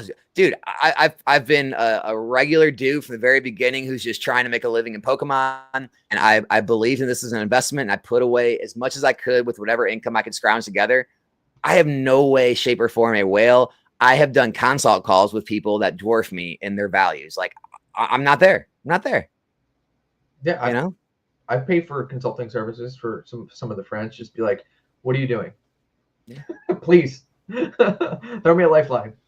No, I'm saying people have got on, paid me for a consulting call, and I'm telling them dude, you have 3-4 times more than I do. Just what are you calling me for? Just to let you know, and I mean, I'm still able to give them different ideas, or just run them through different scenarios that maybe they haven't thought about and help them in some way. But the factor is, it's just sometimes there's people out there with a lot of money that, just are looking for other avenues to put it, other places to park it, other things to play around with. And, maybe sometimes they're not even experts at this. They just know that hey, there's money to be made here, and they've heard enough and they believe in it. And they decide they're going to put a portion of their portfolio in this hobby. And I think that's what pisses people off the most, especially the true hobbyists, the true collectors, is learning that there's a lot of outside money coming in literally for the purpose of investing in the hobby. And it's happening. It continues to happen. Yeah. Yeah. And sometimes guys, it just doesn't matter. When I was in Miami Collecticon, I met some people. How can I put it? I was surprised. Let's just say I was very fortunate to be and I was actually vending, Alex. Right? We can go into that next if you want. By the way. Oh, let's do it. I was actually vending. This is a great story. And you know, Waka Flocka right now, he's the guy who's doing. He was there. He's doing the walking around to the tables. He does. He's actually awesome, Yep. but he does the musical act for a lot of the Collecticons right now, right? Okay. He's the guy, and like his crew came in. His crew just happened to pass by my table because they had to, and let's just say there's just some people who just don't need to give a shit about how much money they've spent at all, and it's just crazy. And they didn't even spend it all like with me. He's just telling me about the stories of what they have like out of Miami with a TCG, like with a store and an LGS in Miami where it's in a high affluent area. They don't care, dude. They don't give a shit. Like the Evolving Skies box sitting on a behind the shelf, and it's like, I don't know, Evolving Skies is what, $1,400 right now, something like that, and they sit it back there for $2,000, and it snapped like this. And it doesn't even matter. There's not even a question of what's the market. You know, I'll give you 90% market low. Like, it doesn't matter. Like one of those phase streamers went through like however many like prismatic packs to finally pull the Umbreon or whatever, and he didn't care. He went to like $20,000, $30,000 worth in a stream or something. Doesn't care. Those guys are making so much stream. I think people have a hard time coming to grips with the fact that there's just people out there that have a lot more money than any of us do. And you know, I think a lot of us would probably do similar things. Like, dude, if I had hundreds of thousands, if not $1 million coming in a month, like I'd do some stupid things too with my money. I mean, especially if you feel like you're young and it's never going to end and you have this giant streaming career, a giant music career. It's like, you don't care. Like Post Malone buying that, you know, Lord of the Rings, you know, one ring. It's like, he doesn't care. It's a drop in the bucket for him. He just wanted it.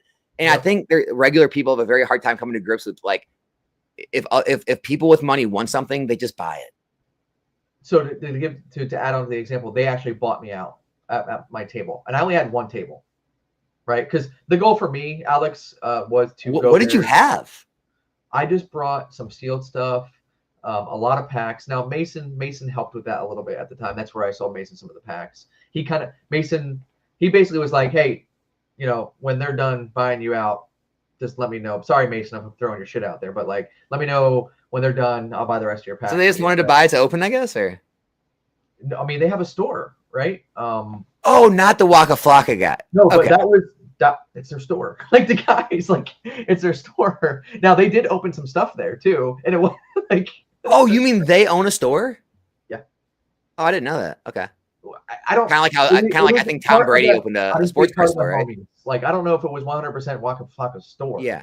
I'm just saying, like they came in with them, like they came rolling in, and it was actually hilarious. Waka came up to like the table, and came up and just gave like a handshake high five to the dude who I was talking with. It's like, "What's up, brother?" And then went to the stage, like right in front of me. This all happened. Like that's wild, kind of crazy. Thrifty was right next to me, and she was like, "Damn, like he's big."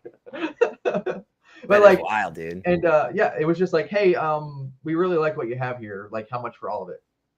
And they just left like a few things because it was just like that is one of the benefits of vending. You're in their face. You're right then and there. They can buy it. I mean, dude, convenience is a big thing. It's like it's why like, you know, people are always upset with card stores. Like, well, hey, dude, you can walk in and buy it right then and there. You don't have to wait for it to ship online. Worried about something happening shipping. Like, I think convenience is always worth a little something. They started cracking some booster boxes like Surging Sparks. Like, oh, here we go, and just started doing it like on my tables and cases. They're like, hey, do you mind if we do it? I'm like, dude, you're buying the whole thing. I don't give a shit what you do.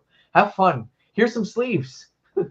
That's. I mean, that's a good time. Yeah, I'm effectively done when our arrangement's done here. Like, have at it. I don't care. That's awesome. Yeah. Yeah, okay, so let's get into the vending. We get into the vending. So you called it. Can I put you on a pedestal for a minute? Dude, you were pretty adamant against me though. I was, and I was wrong. You were trying to burn me down. I wouldn't say you. Well, come on, like we had our disagreements, Alex, and sometimes the way that you like to argue is we have fun. We have fun. Let's put it that way. But I think us being friends in the end, like it's just one of those things that's we're gonna always talk no matter what anyhow. Or we can disagree, but sometimes we can disagree vehemently. But there was a time there where I do think vending was a little down. I still contend that there's lots of big stores that do it for a reason. But I really learned. I've been to, I think, 3 Collecticons this year. And you've been to what, like 20 total? I mean, you've been to a lot, right? I've been to, yeah, it's been a lot. I don't even know at this point. And there was a time where vending did kind of suck for a little bit there, and you weren't wrong.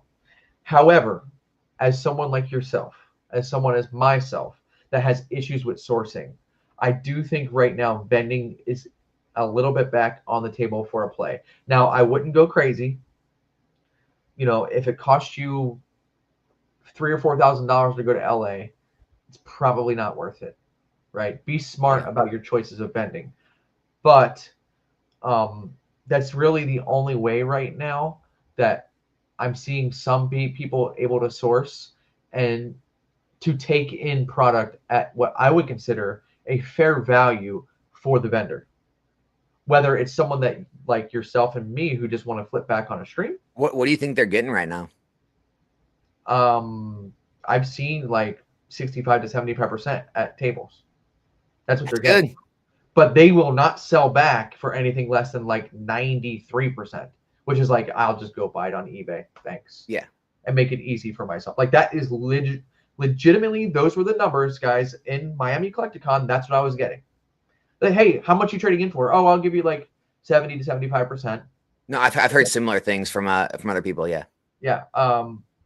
So right now, I was like, when I was at Houston, now I went to Houston for other things we can get into a little bit later, but like, I was like, I should probably have, like, I was trying to go buy, and it's terrible. I started calling it I started calling Collecticon Corporaticon, because all the tables are just businesses now. They're all large businesses that are just trying to take in. You see signs everywhere. It's crazy, Alex. You see signs everywhere like buy, buying at 85%, buying at 85%. It's like you guys are going to get wrecked if you keep doing that.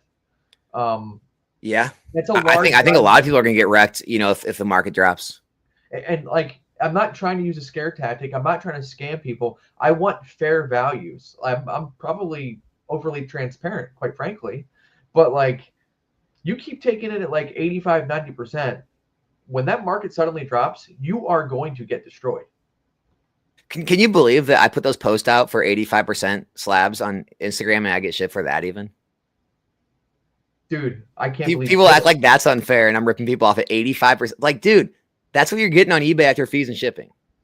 You're such a scumbag, Alex. Guys, give him shit in the chat. He is such a scumbag for just giving you an easy way out for you to. I know. I can pay you. I pay you friends and family. I'll take them all, ship them all together. Like, you know, put signature required on there. It's insured. Like, that is scumbag behavior, right? That's pretty crazy. And you're a scumbag, and you should be. Here's what I always try to do. For me to like, in my mind, because I don't give a crap what all the people on the internet say. In my mind, as long as it's something I would do myself, then I deem it fair. And I'm thinking, dude, if I have a bunch of slabs I'm trying to move and someone's going to give me 85% for all of them, I would take that deal. Yes. I would ship all my stuff to one person. I don't have to make all the individual listings on eBay. I don't have to worry about sending them to like, you know, Z&G and like taking a chance at auction. Like if I could sell everything at 85%, I would take that deal. And so it's like, I feel like it's fair to pay someone 85%, but other people, they don't see it that way. I remember at Houston Collecticon last year, this is where the start of this stupid shit happened and craziness. I went to a table and I was like, yo, I like what you have. How much for your table? I wanted to buy everything. And the guy was like, oh, well, I already had an offer of like 85%, but I rejected it. Like, I was like, I'm not going to offer you 85%. And why didn't you take that? I said, sir, if you came to my house right now and said 85% everything, I would strongly consider it. Maybe we might have to move a little bit numbers on some of the sealed product right now, depending on what's kind of going up. But like, I might sell you everything. Oh, dude, back when I was like, you know, I was doing the whole grading game hard, and I had, you know, hundreds of slabs in inventory. Dude, if someone would have ever offered me that, I would have gave them every single slab I owned. Yeah, at 85% at a show. Yeah, so he was flaunting to me that he didn't sell out at 85%. And, you know, he's like, I guess he's a man of conviction, because I went back and he wasn't bought out.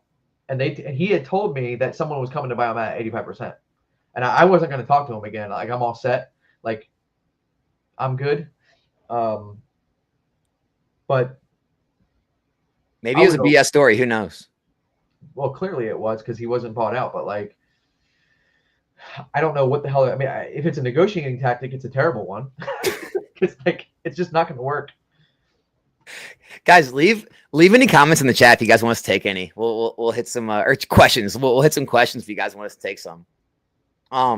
Yeah, dude. Like, I just remember, like, it was just, you know how it is. They're like little groups in this hobby, and I guess, like, the group that we were kind of like in, like, talking with, like, it just seemed like vending was really like pushed, and it was just like thought of as like everyone was just like making it such a big deal out of it, and like I was running the numbers before I did it, and I'm like, guys, I can't make it make sense in my head. And there's like, you got to do it. You got to see for yourself. And I did it once, and I vended with, like, the green shiz, and I was right next to Rock Pokemon, and Thrifty was there. And man, like, I sold, I did some sales, and I made a little bit of money. But like, when I calculated like the travel costs, the meals, like the time it took to get up there and set up, and then go and vend all day, and then take it down and set up the next day, vend all day. I'm like, doing like the dollars I made per hours. I'm like, I mean, maybe if you're like just trying to do this on the side and it's fun for you, or you just like trying to make a little extra money, but like as a business, I couldn't. The only way I could think, I had Bulbasaur on. Bulbasaur explained it to me. The only way to really do it is over time. Like, you have to build up enough inventory over time and do enough trades. You're taking in trades at 70%, you're selling it at 90, 95. You do enough of that and build up enough inventory that you got in like at lower percentages, and then it starts to make sense. But I think a lot of the people that are doing the best at it are, not the big companies, obviously, but it's the vendor POV guys. They're making money on the content, and then the vending is just a part of it. Sure. And even Bulbasaur said like the content's, a lot of his income now. And I just couldn't see like making that a staple of my business, after running the numbers, I guess. I would say, Alex, if you just look at it from a purely transactional business related function, I completely understand where you're coming from. I get it. But in my opinion, there is no price that you can pay for the networking that you can get. Dude, stop. Why can't I just attend Collecticon network attending? You can. That's what I'm saying. What you can't attach networking to vending. But if you can't see that it's a little bit different, being in a group of a section with like those people for 8 hours and growing those relationships over time, like I can't. If you can't see that, then I can't help you. And I'm not saying you're wrong for not seeing it, but like, help you. What is that? The difference between you going by and saying hi at a table. I mean, you hung out with me at multiple. At multiple. Yeah, you pushed your Japanese product on me. I opened it. But you sat at me in the one section. Which one was it? Kansas City. You sat there for a good chunk of time. You can come back at any time. You had a home base, and there's a real different. It is nice. Yeah, I agree. It's nice to have that home base. And you just never know. Like, and it's also just a watering the grass and fertilizing the grass that you're on there too. Like, you'll build up over time, just like if you're building up over time doing a live stream, just like if you're building up over time doing a YouTube, like what you did.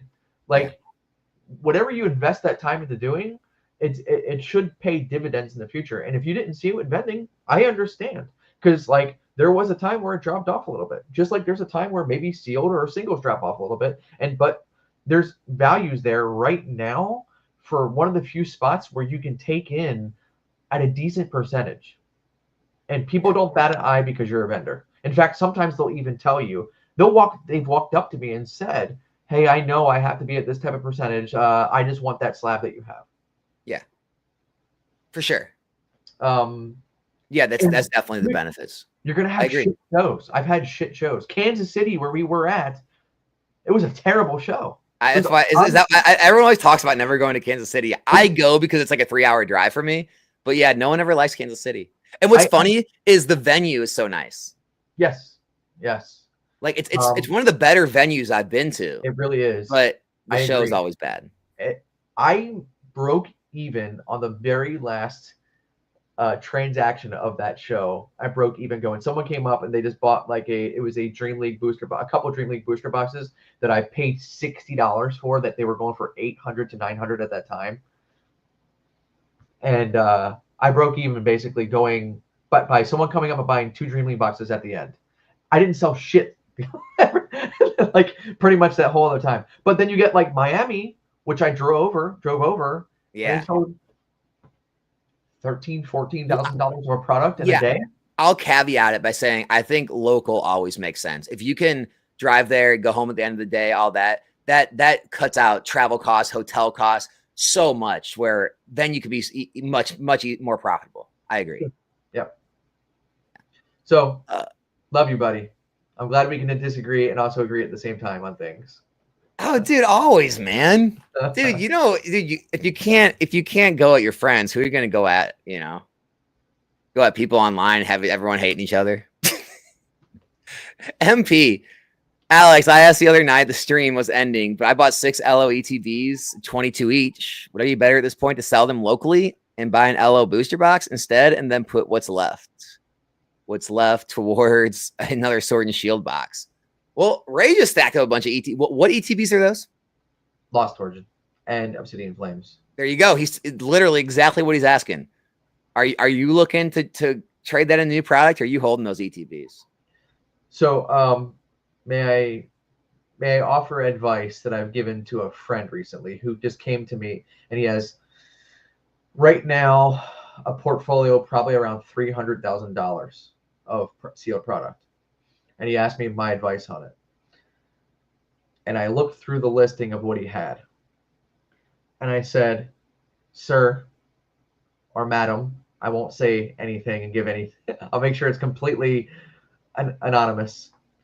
What I would do in your case, if I were you, is take all your ancillary bullshit product that you have.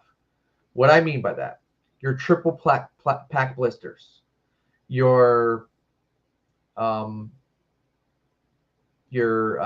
build and battle boxes, build and battle stadiums, all those type of things.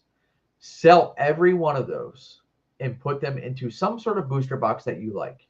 Doesn't matter what it is. You don't have to sell it to make money. If you want to keep it all in the product, good. But take all the gains that you got from those ancillary crap products, which are a pain in the ass to keep around, collection boxes, all that stuff, and put it into sealed product, like booster boxes. So yes, MP520, that's exactly what I would do.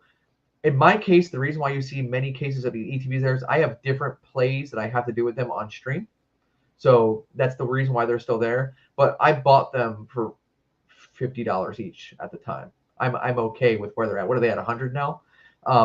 Yes, I probably should be doing what you're doing, but I have a show to run. Like, I have to do something with them, and that's the play that I'm doing. But I will tell you, as of recent, I've done a lot of that. You asked me what I had at Miami Collecticon, Alex. 80% of what I had, 85% of what I had was collection boxes, triple plaque blisters, that type of stuff. The only product that I want to sit around with for a long period of time are booster boxes. And I have one other thing that I really like that I don't know if you agree with me on, but I really, really like sleeve blister packs. The sleeve booster packs. They do well. They do. I'm with you on it. The only thing I always tell people is like be more sparing with like the positions on those, because they can get a little less liquid than booster boxes as like the age. I have 2 cases of Fusion Strike sleeve booster packs. Okay. I love them. They're one of my favorite things that I've ever bought. Here's the issue, right? Like my issue at least is how do you sell them? Because like streamers don't want to pay the premium. They want to pay what a booster pack costs. And so it's like I think the best way is probably to like art sets, like just like art sets and make listings. Yeah, because that's the point of them. They're the sleeve booster packs are beautiful, man. Yeah, that's why they're great in small quantities, but like I wouldn't want to, have a 10 case position in a sleeve blister the way I would want a 10 case position in a booster box. It's like it's just not apples to apples, Yeah, it's just like I think it's a good addition too. By the way, like I would really, if I can have a preference to having the sealed case, I don't want individual sleeve booster packs itself. I can't, only because it's not that I dislike them as an investment or whatever, but like they are kind of the pain in the ass because the flap can sometimes get bent up. Like if you're like just moving Yeah. them around and like it kind of sucks. Where if they're in a box, you're fine. But for whatever reason, they're a great vehicle for investment. People really like them. But to answer your question, like, dude, when you bought Fusion Strike sleeved booster box case for $375, and it's worth what, $1,400 now? Okay, so don't sell it for full market, and they're gonna get wiped out, and you still made a ton of money. Yeah. Which actually goes into this question, kind of. Is liquidity a problem when booster boxes reach thousands of dollars in price range? And this even goes to anything. You can throw sleeve blisters, anything. I don't think, I think it depends on the market more than the price point. Like in this market, I don't think anything's illiquid. I think you could send it to consignment service, all right? Send your slabs to somewhere, send your sealed to, you know, I know Green Shiz has a, you know, consignment service now. Shout out to him. Obviously, everyone knows Probstein. If you have high dollar items, you want to get 5%. I think you can send this stuff to auction right now and you're going to get basically full price. Like, I think if you sent a team up box at auction, you would get somewhere near full price for it. Now, if it's thousands of dollars and the market's a bear market like it was like in 2022, that's when it'll probably be more illiquid. So like, it all just depends on when you're selling, in my opinion. Yeah, I mean, absolutely. The time when you're selling something, Alex, makes a huge difference. Like, it's a strange, because like I wouldn't sell Fusion Strike right now. I would not be a seller of Fusion Strike. I want to buy Fusion Strike. It's funny, I have a ton of it. I've actually made offers to try to buy some because like I just made a post. on Instagram for my friend for $3,000. Like what? He wanted a case of 3,000, so I said, "All right, I'll make a post for you." Yeah, I mean that's to me a steal right now because Fusion Strike's really good. Like it's gonna go up. It's starting to get scarce, but like most people would say now is the time to sell because it's hot, right? Well, there's some caveats to that to where yeah, I could like before when it was spiking, I did sell some, but it's funny, I'm trying to get more back. Because I feel like that next leg that goes up is gonna go up substantially. Every single time those next legs go up on those boxes when there's less and less supply, they spike harder. I'm not gonna lie, dude. I'm more confused in this market than I've ever been. Like, I feel like it's been easy mode for the past 4 years. I feel like right now I'm so confused because it's all this rip and ship thing, right? Streaming has changed everything. Anyone that says it isn't, they're lying to themselves.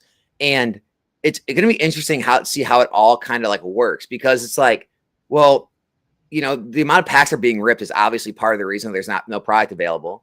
If there's more product available, it'll lower the prices, which will kind of, and the market will kind of cool off, which will kind of stop maybe like lower the streams a bit. But then packs will be cheaper on streams. People will want to order more, the ones that still can't afford to, which will drive the product even faster, which could push it higher again. It's really interesting. It's going to be interesting to see how it all kind of plays out, because the other thing is these sets in Scarlet Violet, at least, it's way easier to hit the cards you want.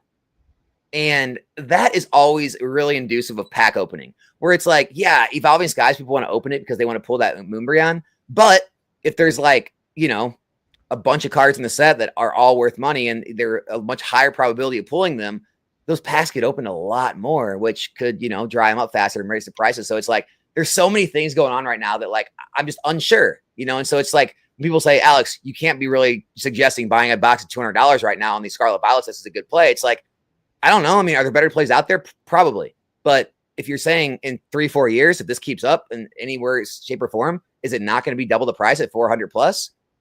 Can you put your money elsewhere that you can pretty much get an easy double up in 3-4 years? That's why Pokemon still makes sense to me. Yeah, you're not wrong. I just wish I had more of the back end numbers to truly really see what's going on. I think I said it earlier about like Japanese manipulation, and it absolutely happens. That's how you get $225 pre-orders for Glory of Team Rocket, and then the next day it's at 110. There's no other answer to how that happens than manipulation. I'm sorry. Someone else, if you in the chat, if you can give me some sort of idea behind it, because I mean that was supposed to be the #1 demanded set of like the year, right? Destined Rivals, Team Rocket, all that stuff. So when you have Glory of Team Rocket at 225 and then at 120, what the fuck happened? Sorry for my language, but like, what happened? That's a substantial drop off for a sealed product that usually kind of does this. Like, it doesn't just like. So there's that. So the reason why I bring up the Japanese side is because like that's quantifiable. Like right now, that just happened like last week, right?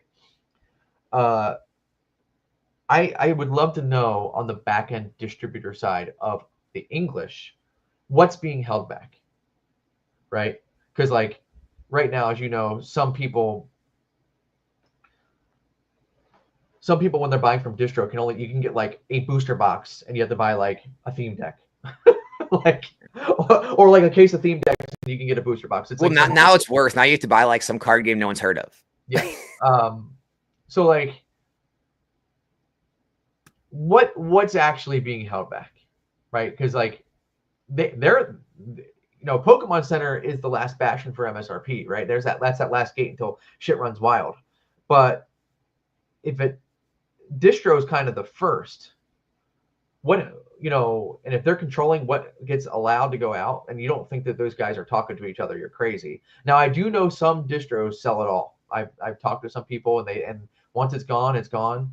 But like, there's some that hold it back and a lot. Didn't MJ Holdings, or I don't know that full story, but it wasn't MJ Holdings like caught like backdooring something for Walmart. I mean, I don't want to. Yeah, I mean, well, that's kind of been hinted at for a long time. Like, so you've probably heard Rudy's videos where he hints at it, like where he's like, or maybe I'm a distributor selling under a name. Like that was the one he's always been talking about. Like, so the MJ Holdings was selling on like, Walmart or the retail sites under a different name, under like a shell company. Okay, so if Rudy's saying it, so they had like a retail operation, and they had their distro. So they would like, I guess, give a certain amount of product to their retail side, and they would sell it and get full margin for it. A certain amount or a substantial amount? I don't know. No one knows that, right? By the way, PokeChef is silly for the hot take of Heatwave is better than Glory of Team Rocket. Only we got Retro saying that he's just happy that Alex admitted he's collecting Japanese. So PokeChef did have a question. He said, "What if all these products are 151 in Zenith? Would you still move for a booster box?" Yes. You can't. What are you talking about? I would sell Zenith and 151 for booster boxes. Are like, stop it. You would sell 151? Yeah. Ooh, that's a hot take. Yeah. I mean, I'm not saying sell all of it. Am I getting rid of all of my position? Probably not. But like, do I see a world where, I don't know, let's just say I have 1,000 packs of 151. If I sell 500 packs and I buy whatever I can in Fusion Strike, what's the problem?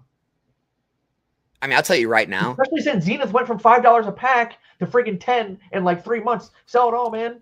Like, that's a great. You know what I've started doing lately? I started doing something that I would have never done 2-3 years ago, ever. I was vehemently against it. I've been investing in loose packs. Oh, you're disgusting. You're a pig. Loose packs. Dude, I would have never done that before, but this was a sealed channel. I know, dude, and that's the thing.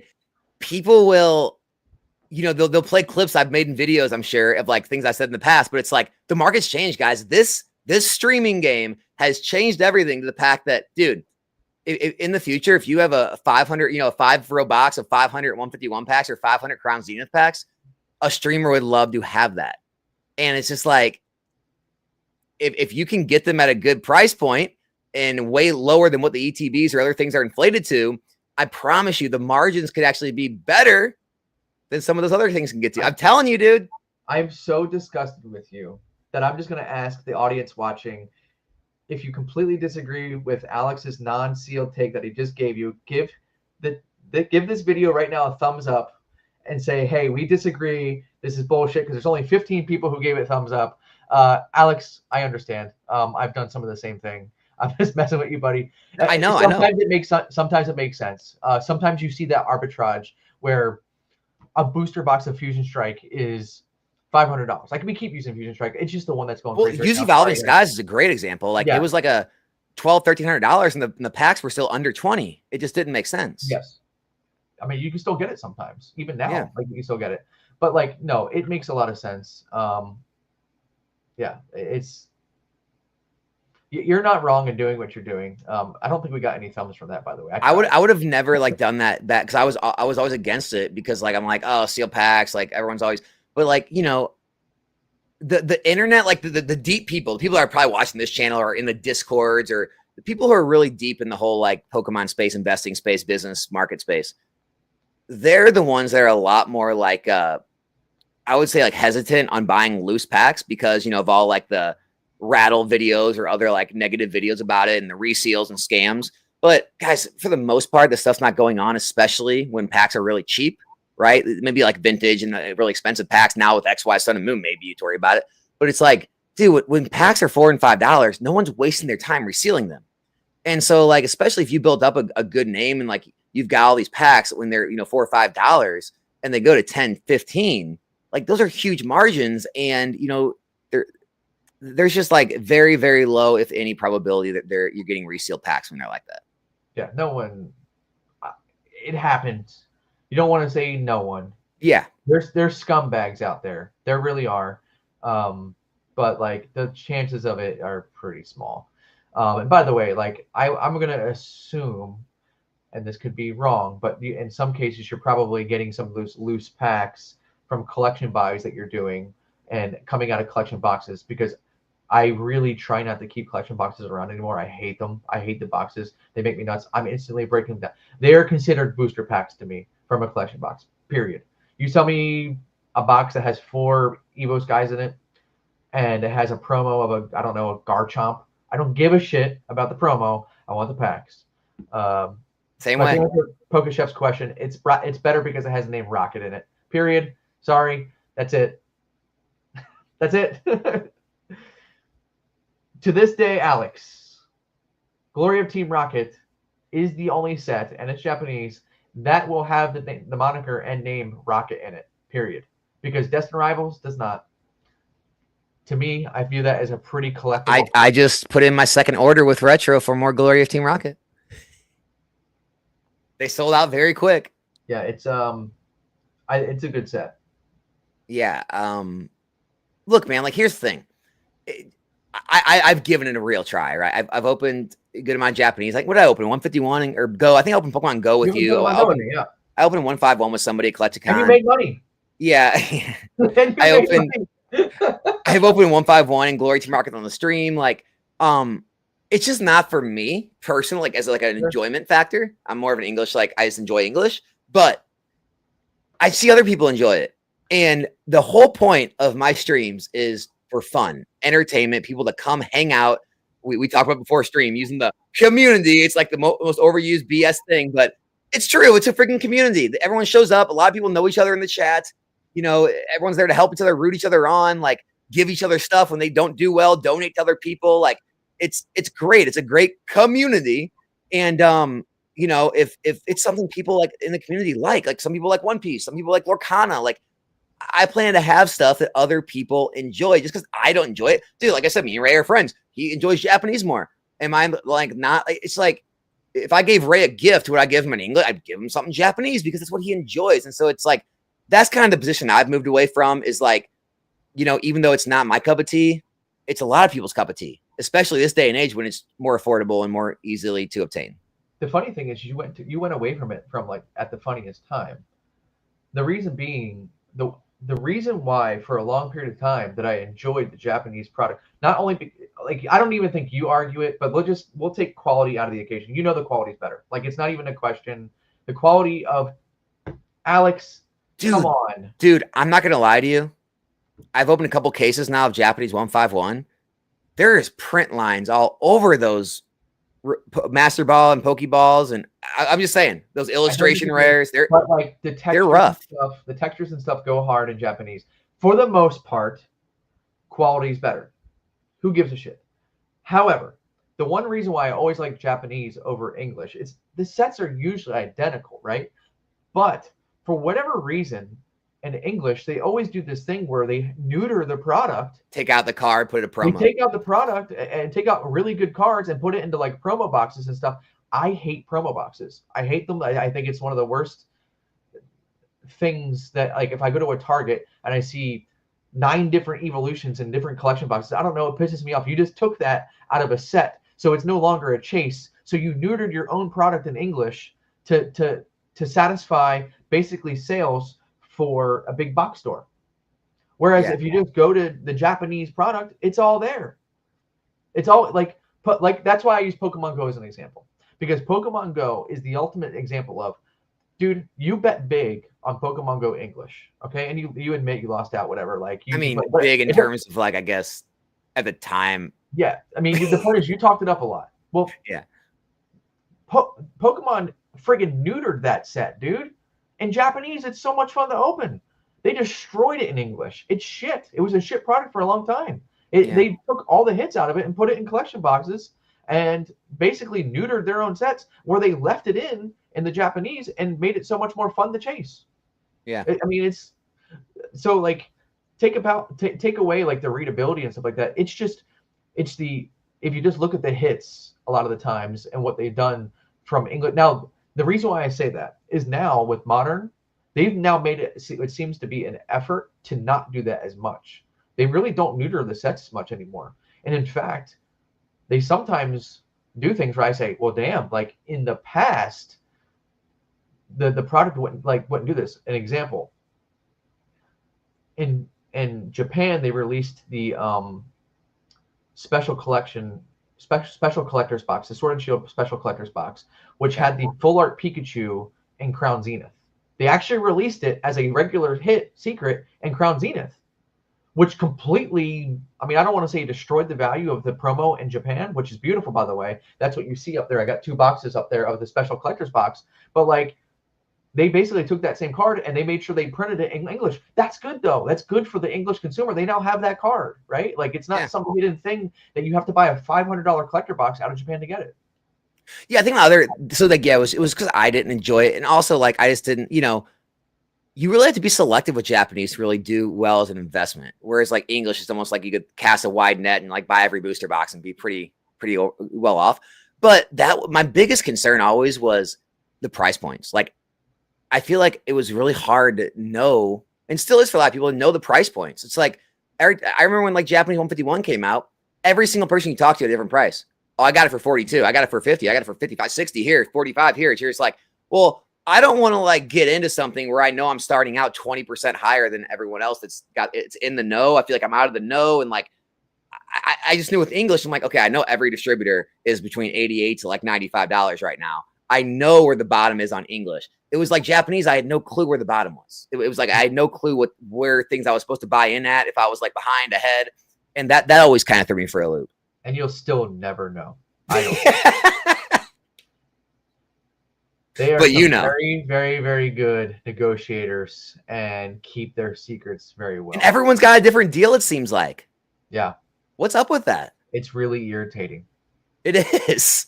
You can spend a lot of money with someone that you might buy a product out of Japan, and it just doesn't matter. They don't care. And I'm not going to say that like everyone spends the same amount or whatever like that, but like, now hold on. Do you mean they don't care like right now, or like a year and a half ago they still didn't care? Because right now no one cares. No one's going to give you a deal right now. I love people like when they reach out like, what if I buy this much? It's like, dude, it's going to sell whether you buy a lot or not, because everyone's buying right now. So it's like, was it always that way? For the most part, yeah. Okay, so even in like flat markets, they don't care. Pretty rare. Like, and you have to be careful even in this type of market. I knew we were in trouble with Team Rocket when one of the Japanese vendors reached out to me. Hey, I have Glory of Team Rocket for this price. And it was a pretty good price. And I'm like, okay, I'll buy some. Yeah, it went down $10 the next day.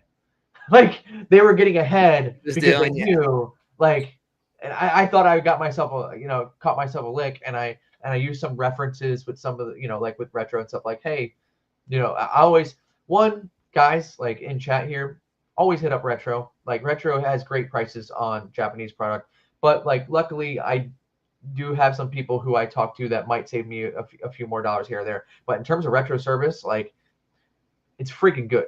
Okay. Yep. It's really good. It's pretty rare that I can even beat it, but I can at times. But like, I have to do some digging that probably isn't even worth my time. I just can't help myself. I have to do it. But yeah, I had someone that I bought from before for Japanese product that I bought a lot of product from, and when they reach out and say, hey, hey, we have this for this. I'm like, oh, they're hooking me up. They're giving me a good deal. Nope, they fucked me. Sorry for the language, but like I mean, you still get it. You still get it in time. You're still able to like do well on it. I did okay. Yeah. I mean, people don't want to pay up for Japanese Rocket when it's $120 a box. Now, did I tell you what I did with Rocket on my stream? What? You're gonna die. All I've ever opened is 151 in Pokemon Go. How many packs do those have? Oh. So, I get my box from Retro, my boxes, and I'm like, well, I paid this much. Here's a relatively good margin, $8 a pack. And so there's people are buying them. Some people are buying them, $8 pack. And you prick. I know here I made it right. And so I told the story just to make myself look good, by the way. No, but so we get like, I don't know, into the stream a little bit, and someone's like, hey, so how much for buy a whole box? I'm like, well, I mean, just order as many packs from the box. So like, what, 20 packs? That's $160. And they're like, so people are like, Alex, there's 30 packs in the box. There's 30. I'm like, oh, so that'd be, and I'm like, oh, wait. So literally, and I'm like opening cards in my head thinking like, oh, this ain't right. I can't do this. So I literally stopped the stream. I'm like, okay, guys, here's what we're doing. I'm going to refund everybody $2 per pack that already bought. I'm switching the price right now down to $6. And I switched it all up right then. I'm like, that's a little more like close to what I was wanting to charge. Because, dude, I didn't even know I was overcharging because I had never opened a full Japanese box with 30 packs. Well, bless the chat's heart for allowing you to scam them like that. And no, I did refund everybody $2 for every pack they ordered.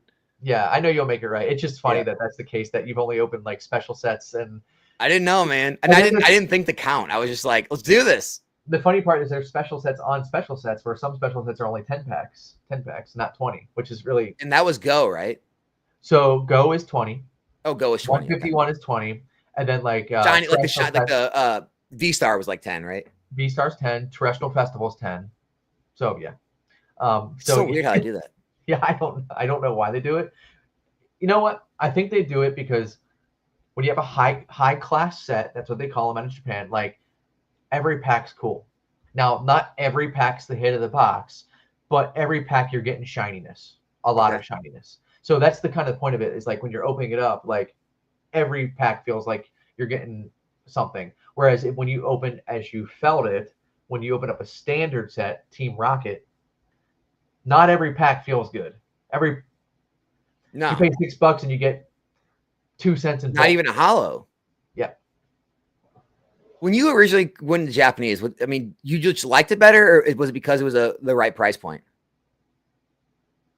I mean, that's why I said let's take the quality element out of it. I think the cards look better. I think the cards look more like what Pokemon intends them to be. Especially, dude, if you go back and look at rainbows, a lot of people don't like rainbows, especially in the Sun and Moon era, because they look faded and stuff. They don't look like that in Japanese. Like they look amazing. Some of the cards. Yeah. What do you think about this? Like the up and coming markets, like the Chinese, Korean, all that. Like, do you think because those price points are now cheaper than Japanese, like are those gonna stay on the test of time? I mean, I know you have it, you probably sell it on a stream, but like, would you ever consider like actually holding any of those products for investment? Or are they just like something fun to open? Because like, here's the thing, right, guys? There's an entertainment cost. There's a fun cost in this hobby. It's just like, some people just want to open things and pull shiny cardboard and just like have a good night. Like the same way you would go out to, a concert and get some drinks and get some food and blow some money. Like there's nothing wrong with that. And so it's like, I get it, wanting to get more quantity for a bit more bang for your buck and be able to open a good amount of packs. So that's why I understand the reason for those sets. It's just like when things cool off and now you can afford Japanese for that price. And then eventually you can afford English for cheap. Like, do you think those kind of go by the wayside and it goes back to just Japanese and English? Or do you think that some of these are here to stay? So I want to answer two things. The first one will be Poke Chef in chat because this is easy. This goes along with this. Because which one? Alex, thoughts on Terra versus Prismatic. Prismatic, okay. We've already said it earlier, Chef. It's terrible. It's not fun to open. And we already said in chat, like Terrestrial Festival is one of the best opening experiences for a streamer, period. So Alex, like if you haven't opened Terrestrial Festival, go get some. Like, I've opened Prismatic and it's one of the most, it's right up there with like Chilling Reign and Fusion Strike and Evolving Skies. It's like a boxer. Prismatic is the equivalent of a boxer hitting a speed bag, but the speed bag is actually your ball bag. Anyhow, It is, dude. I almost want to put like a disclaimer on the listing, like this is gonna hurt. Yeah, Like, it sucks. Terrestrial Festival is the complete opposite. It is literally like a pack breaker's dream. It really is that much fun. So to get back to Chinese, yes, it's fun. Like they actually have like gem. They call them gem packs. So they're kind of like high class sets in Japanese, but Okay. it's all gonna matter on what Pokemon does in terms of keeping sets and cards special to Chinese product. If they start printing shit everywhere, So like exclusive? yeah. If that's the word I was looking for. I'm sorry, I couldn't find it. If they start printing everywhere, it's gonna tank. Period.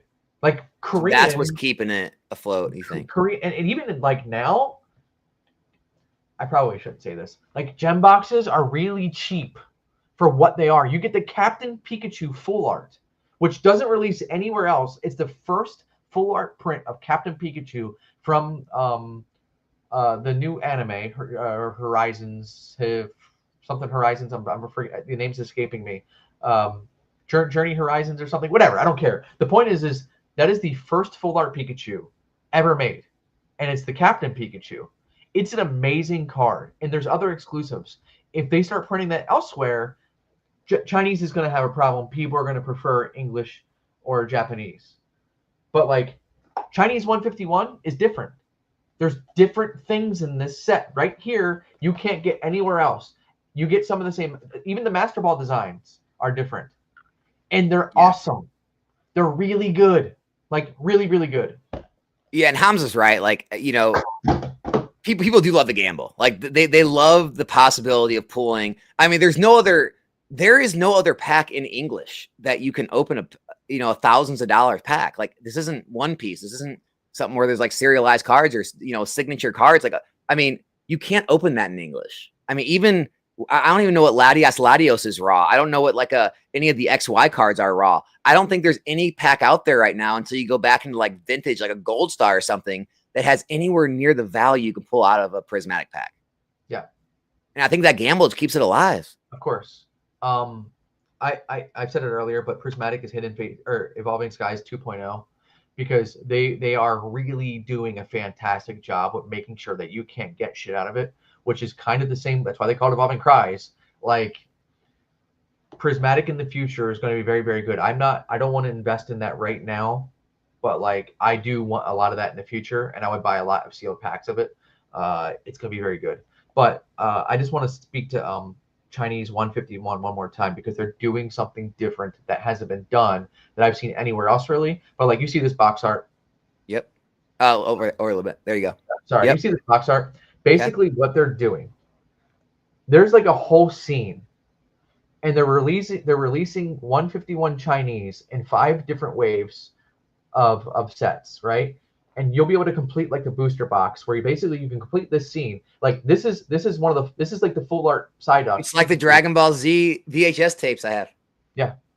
They're good. And like the way they're doing it is really, really cool. And they have full arts that haven't released anywhere else as of right now. And if they keep that up, it's good. Will I ever say it's going to be on the equivalent?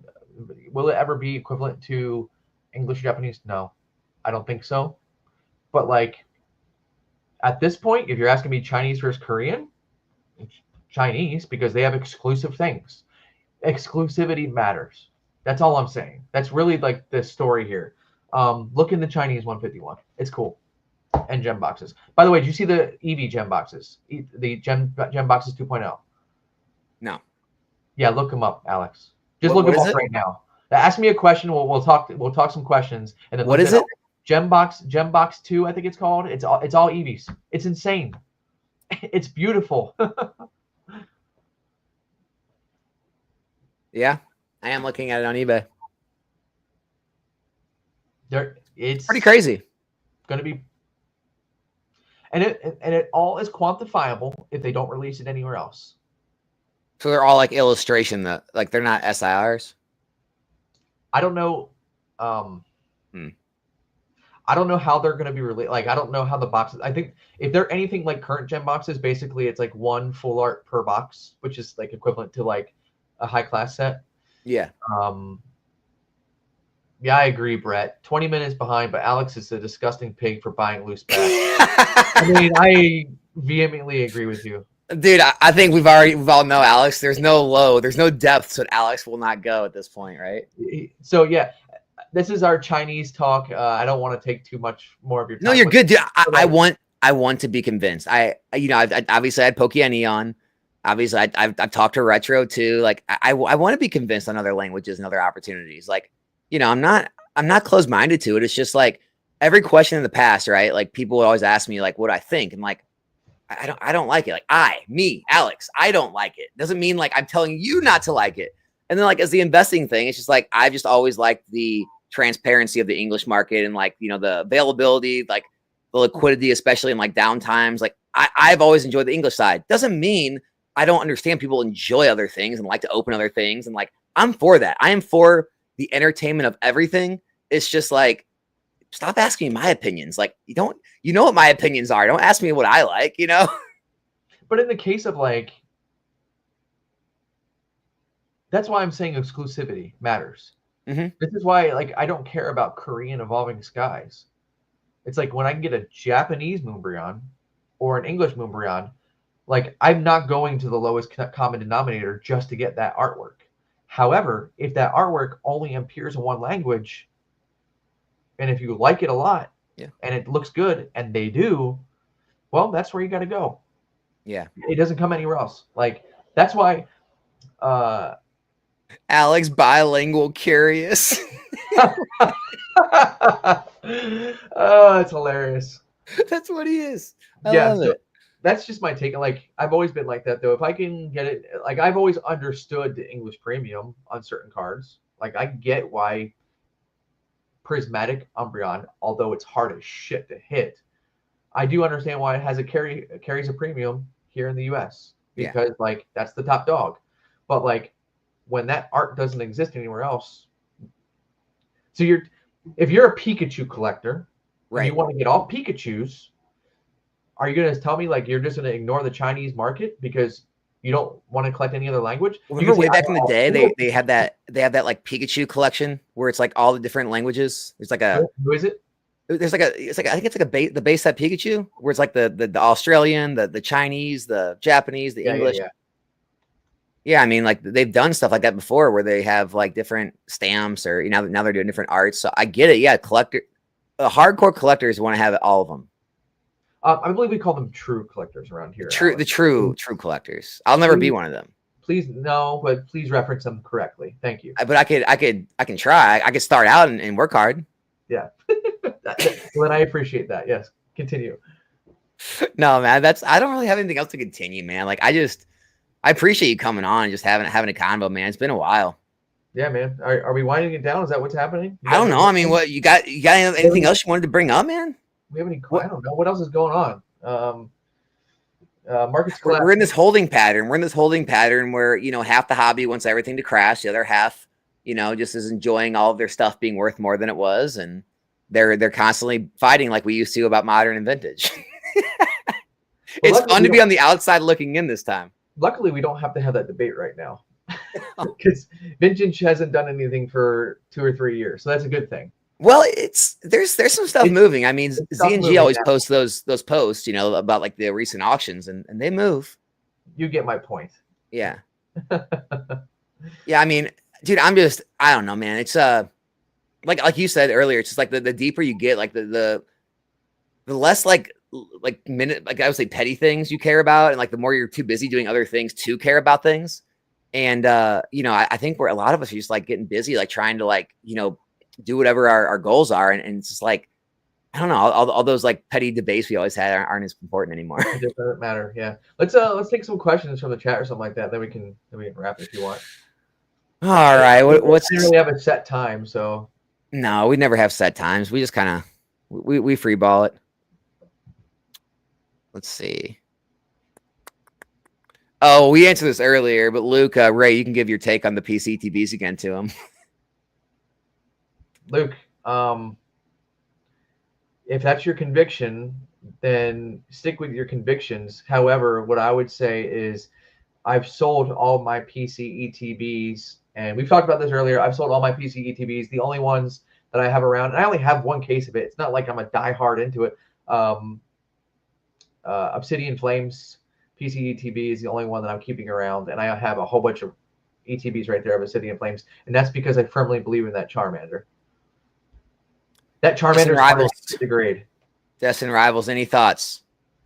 We've already seen the cards. They're already out in Japan. It's going to be a good set.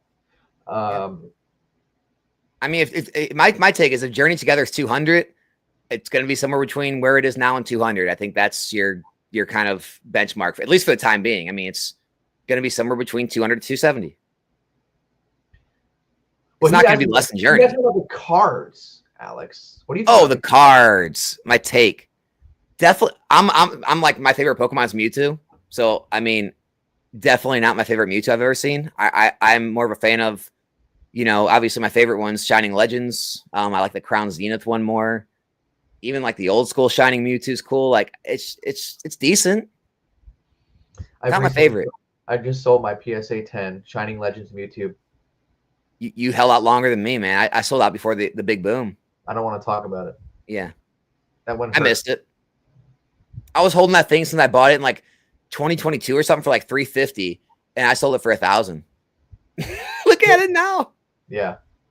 I didn't want to sell it. That card's hard to grade and hard to get. Yeah. But yeah, I mean, other than that, the Moltres is beautiful. I actually like a lot of the illustrations. The Houndoom looks really cool. Because I have pulled a lot of them on the stream. So like, yeah, I mean, overall, I think it's stronger than Journey. It's for me, it doesn't hit as good, as like I don't even know if it's like, what do you think it's as good as Surging? I think Surging, Paradise Dragona, and Super Electric Breaker in Japanese, I think they're really cool sets. I do like Surging Sparks. I will say, the trainer-focused sets that they've done recently, I don't love them. That doesn't mean they're not great. Doesn't mean they're not really good. That doesn't mean that they don't have cool cards. I'm a huge Team Rocket fan. Big. I have a Team Rocket box back there. One of my favorite cards ever is from the Team Rocket original briefcase. The team. I love Team Rocket. I just told you that one of the things I'm keeping in my PC is the Jesse and James theme decks that I have from Team Rocket Returns. And when I first saw it, I was telling Retro at the time, the set's like a 8 out of 10 in terms of glory of Team Rocket in Japan. I've come up a little bit on that number after seeing some of the cards and seeing some of the texture on the cards, and I do think it's better. I just think, especially since we're talking about the released product so far, which is Japanese product. If they just had like one more card, dude, they just needed like one or two more cards to really put it over the edge, and the set would be all-timer. Now all they did was just bury Glory of Team Rocket in a sea of 8.5, 9 out of 10 sets, which is not bad. Like, it's a good thing. It's a good set. But like, and even like, I'm with you. The Mewtwo was a little stale in my opinion, but I've come around on it. I think the texture looks great. But like, dude, if they just had like, I haven't seen it yet, so the texture looks good. They just had like a Dragonite.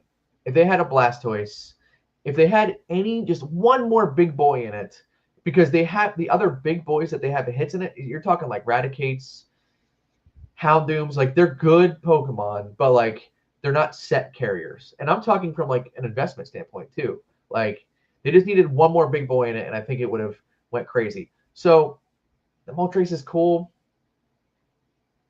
Like, I know, dude. I know but I think it almost reminds me of Gym Heroes. It is, yeah. And I didn't realize like that Gym Heroes. It was the big hits. thrifty. What the Blaine's Moltres, right? Yeah, it was thrifty that like led me down that path. But like honestly, they kind of needed I wish they had a Charizard in it or something, man. And obviously, I think everyone does. Well, a lot of people got Charizarded out for a while. Yeah, like, I get it. But like, yeah, I wish there was a little bit more. And it's really funny because those sets did do really, really well in Japan. Those trainer focused sets do really well in Japan. The Japanese people tend to like them more. I look at the portrait style of the Japanese, like the trainer gallery cards that they kind of have right now. When I see it, I see like 80s, 90s, like high school pictures. Like they're like this. You're holding your chin like this, and then you see it like to the side. And Yes, then, like, your yes. Pokemon in it, like almost like a Napoleon Dynamite. Like I can't get out of my head. Like it looks like the school photo for those trainers, and I just don't like it. It doesn't hit the same, but it's still good. Like I don't want to shit on it. I'm not trying to be negative. It's good. Thoughts on cards? They're good. Yeah, they're solid. Solid. I mean, kind of plays into this one. Like if they reprinted that Journey Together, like some of these other ones, like what's the floor? I don't know, dude. This whole Prince of the Ground thing, it's so overused, man. I truly just don't think people understand what that means. Like, here, I think they probably printed similar amounts of things like Chilling and Fusion. That's my take. I think we were in a different market. We were coming off the biggest boom. Everything was cooling off. Everything was dropping, 30, 50%. They dumped a ton of product on the market right when everyone didn't want it and was leaving.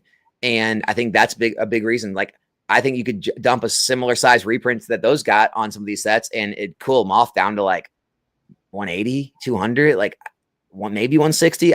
I don't think $110 booster box is coming back for now. Like a new set in the future, maybe, months, a year from now. Yeah. But like, I don't think these release sets are going that low. That's my opinion. I don't know, Ray, you tell me. I don't want to say that I'm bearish on it, but I'm bearish. Well, no, it's just an opinion. Um, I don't, here's my opinion. I don't think you can be bearish on in print sets. Like thinking a correction could happen or reprints could correct them. That's not even being bearish on investing because it's just like investing doesn't even really start till after like 2 or 3 years when they go out of print and they start to age. So it's like whatever take you have, I wouldn't consider it bearish. So here's how I would say this. It really, not obviously not knowing what Pokemon's doing at all has a massive impact on my thoughts here, because in the last 2 or 3 years, Pokemon has printed shit into the ground. Interestingly enough, it's been more Japanese that they've done it with. Dude, V-Star Universe and 151 got wrecked. Like 151 and LA Collecticon was selling for $180 what, a year and a half, 2 years ago, and they printed that shit down to $50 a box from 180. So that kind of stuff can happen. V-Star Universe, depending on when you got in, it's crazy because yes, you'd actually be outperforming it with the English ETBs. Yes, which is nuts. I'm sorry I'm bringing the Japanese, but it's just really true because it's where I'm gonna have to take this for a second. V-Star Universe was $150 a box, and they printed that down to $50, even like $40 a box. V-Star Universe, that's English Crown Zenith, which is really good. Okay, a really good set. And 35, you had a TikTok coupon. Yes, it's actually yeah, it's actually true. Remember the TikTok coupons? Yeah, they were crazy for a while there. So when we say reprint, like what you just said, like how sometimes the reprints don't even really take effect, and like you don't even really see them. Sometimes you don't. I'm starting to wonder, and I could, because this is where I could be wrong. Like the Pokemon Company in America, I keep saying, I almost want to say Pokemon Nintendo America, but like Pokemon, have they finally learned to really quantify and narrow in those like reprint schedules that they actually need? Because like at this point, I would have thought some of the modern Scarlet Violet stuff would have been caught up in terms of, there is no reason now. COVID, there was a reason. People couldn't go into factories and stuff while they couldn't catch up. Right? I am starting to say like, and think like, does Pokemon know what they're doing that well right now to where they can, because they own the printers. So are they seeing as stuff gets pushed out, like, are they able to keep up with demand? Now they put out messages and said, we know we're not meeting demand, the proper demand and stuff, but like, are they doing it on purpose? Have they Have they caught on to like what do we actually need to do? I don't know. I would think that they at this point they don't. I would think that Pokemon doesn't want $250 Journey Together boxes, but I don't No. know. I don't think that they want that, but you would think that Have they'd you do it. ever? I've always. Have you ever thought in terms of packs, like dollars per pack? Of course, at Like times, I always think about it like, yeah, 250 is out of whack, but I always think of it as like, dude, back in the 90s, I remember going to like Toys R Us and it was $3.99. Like, so who's to say a pack shouldn't be $4.99? Well, if pack's $4.99, what does that equal? That's a $180 box. Yeah. Maybe Pokemon is thinking that should be a 160 to 180 seems like a relatively good price for a box. And I think that's like hard for some people to accept, but it might be something we need to accept. Sure. Funny story. That's $4.50 to $5 a pack. That's not crazy. It's crazy when you look in terms of what it used to cost, but in terms of per pack cost, that's not crazy for 30 years later. Yeah, I paid $7 for base set packs in 1999 as a young Ray when I can go get them. And that was the LGS that was down the street that I could ride my bike to. Or I can go to Toys R Us. They were gouging you, dude. They were scalping. They were scalping me. My mom would never take me to Toys R Us where I can get them for $3. I'd always have to go to the Scalper Jones. It was an old dude. She just let you get scalped. Man. So to answer the question, yes, they could do it. But have they learned not to? Is something that I think is going to be a very, very good question 6 months to a year from now. Has Pokemon learned how to keep the equilibrium of hype versus smashing it into the ground? Like, yeah. I do think demand can fall. Demand's clearly, Alex, we've talked about this. Demand's clearly fallen off a little bit. It has. It's impacted both of us. Yeah, for sure. Yes, this can happen. Pooped up cheese. It can happen. And the lowest point on all those could be even lower than what you're even suggesting there. I don't think Alex and I agree that it'll happen, but it could. Yeah. Fusion Strike was $75 to $85 a box, guys. That's open market eBay, no inside deal pricing. And Alex and I can just go get it. We could have got it at that time.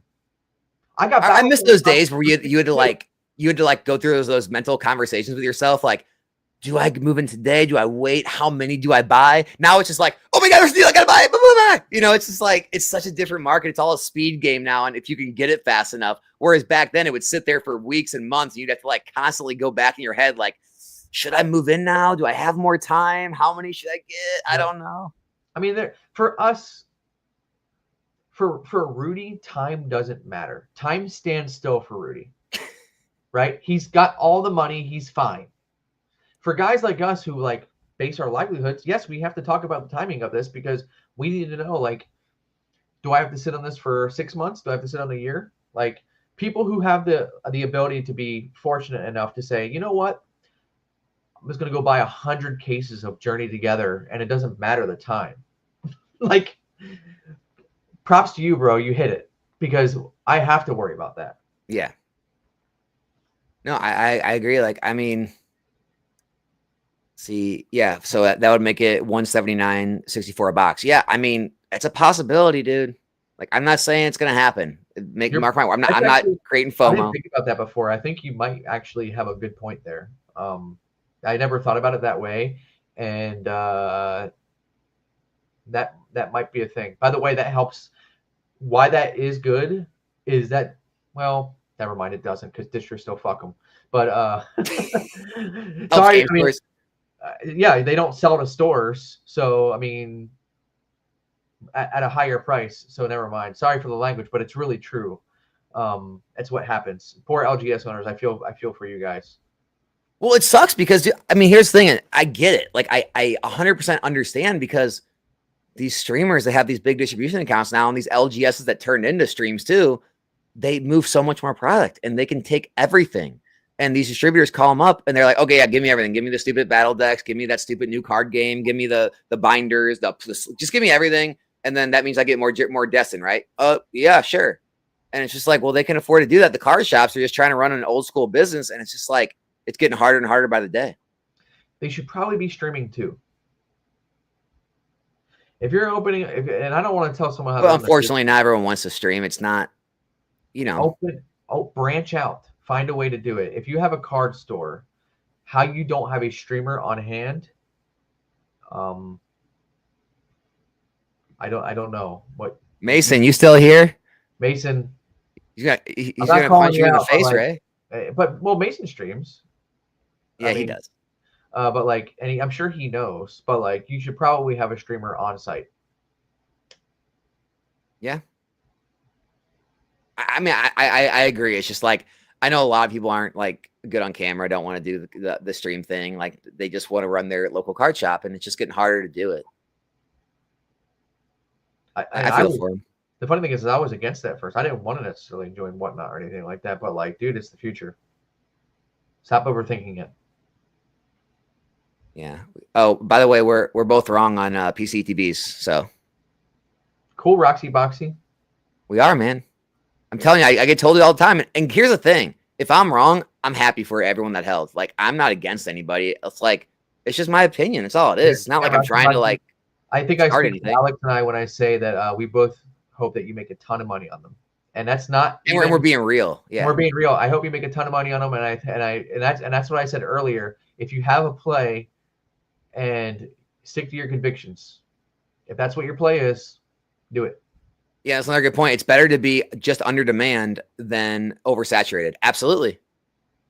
And I think Pokemon's trying to like find that line right now. What are the chances that they learned that line during the COVID boom? They could have. What because they had a lot of print issues during that time, and it was more than just. It was more just about because they own the factory. Like, how are they not? They own the factory. How are they not keeping up? Like, it's no longer. I mean, I know they're renting out to other companies for use, but yeah, I know what you mean. What? I don't know much about this Target thing. Target's raising card prices over market now. I mean, what's over market? Like, that's the market. Whatever they sell it for is their market. Like, there's no agreed upon market price. Like the MSRP thing is just like a suggestion. It's not. So there's not really an over market. They're just selling for what that store decides to sell for. I know it's hard to say. A lot of people hate that, but so historically speaking, right? I think a lot of people look to big box stores as holding that line, kind of like Pokemon Center as MSRP, right? Like you go there and you get a $50 ETB from Walmart or Target, and that's kind of that line. And if Target and Walmart is now charging what would be market for it, like what an LGS owner might charge, I can see where people would be kind of, I don't want to use the word butthurt because I can understand where they're coming from because it sucks. I don't like seeing that. I don't like seeing that Target is charging what is market for something. What I will tell you is I had that experience once, Alex. Do you remember when Hidden Fates was losing its mind and you could still get it somewhat on Walmart? Yep. Walmart did this, guys, a long time ago. And it was Walmart selling it. Walmart.com was selling. I don't remember that. Okay, so they were selling Hidden Fates collection boxes. Okay. And these things were what, $35 MSRP? Like you could still go buy them in store. Like the tag was still on the tag in store at Walmart. This is when Hidden Fates was still around. They were still like $50 though, right? Was it $50? The money doesn't matter. So for the example, 40 or 50, something like that. The drops were coming to Walmart online, Walmart.com, and it wasn't like an LGS owner. It doesn't say like BlackRock Collectibles selling this product. No, this was Walmart. So just want to be very clear. I ordered, the drop happened, and I ordered 12 of them.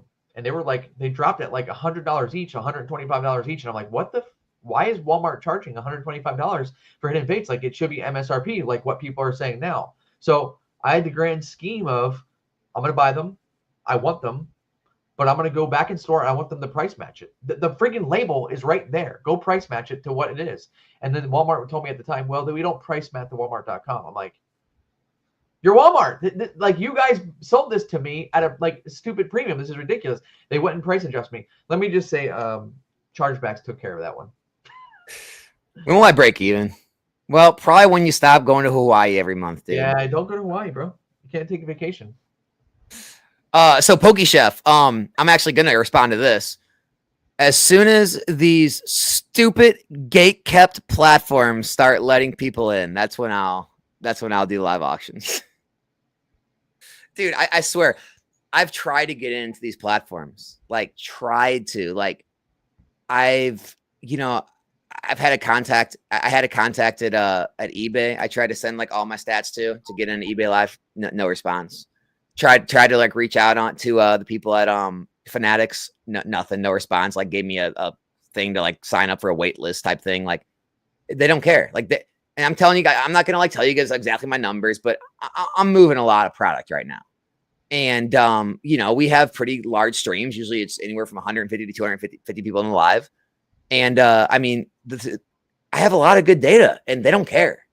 And so, like, I can't get in these. I don't know who's getting in these freaking platforms because they just do not care. They're not letting anybody in. Unless you get a special thing like Chef Guy or some of these other guys get some kind of weird in, but like just trying to straight up get in. How the hell did Chef even get in? Like, he's not even that good. All he can do is cook steak.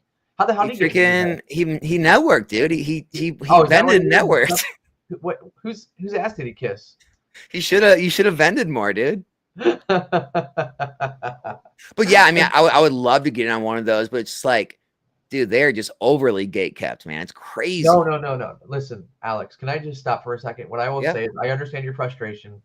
However, coming from the opposite of that, I could appreciate where a live streaming platform may gatekeep. Now, they might. I'm going to stop you then.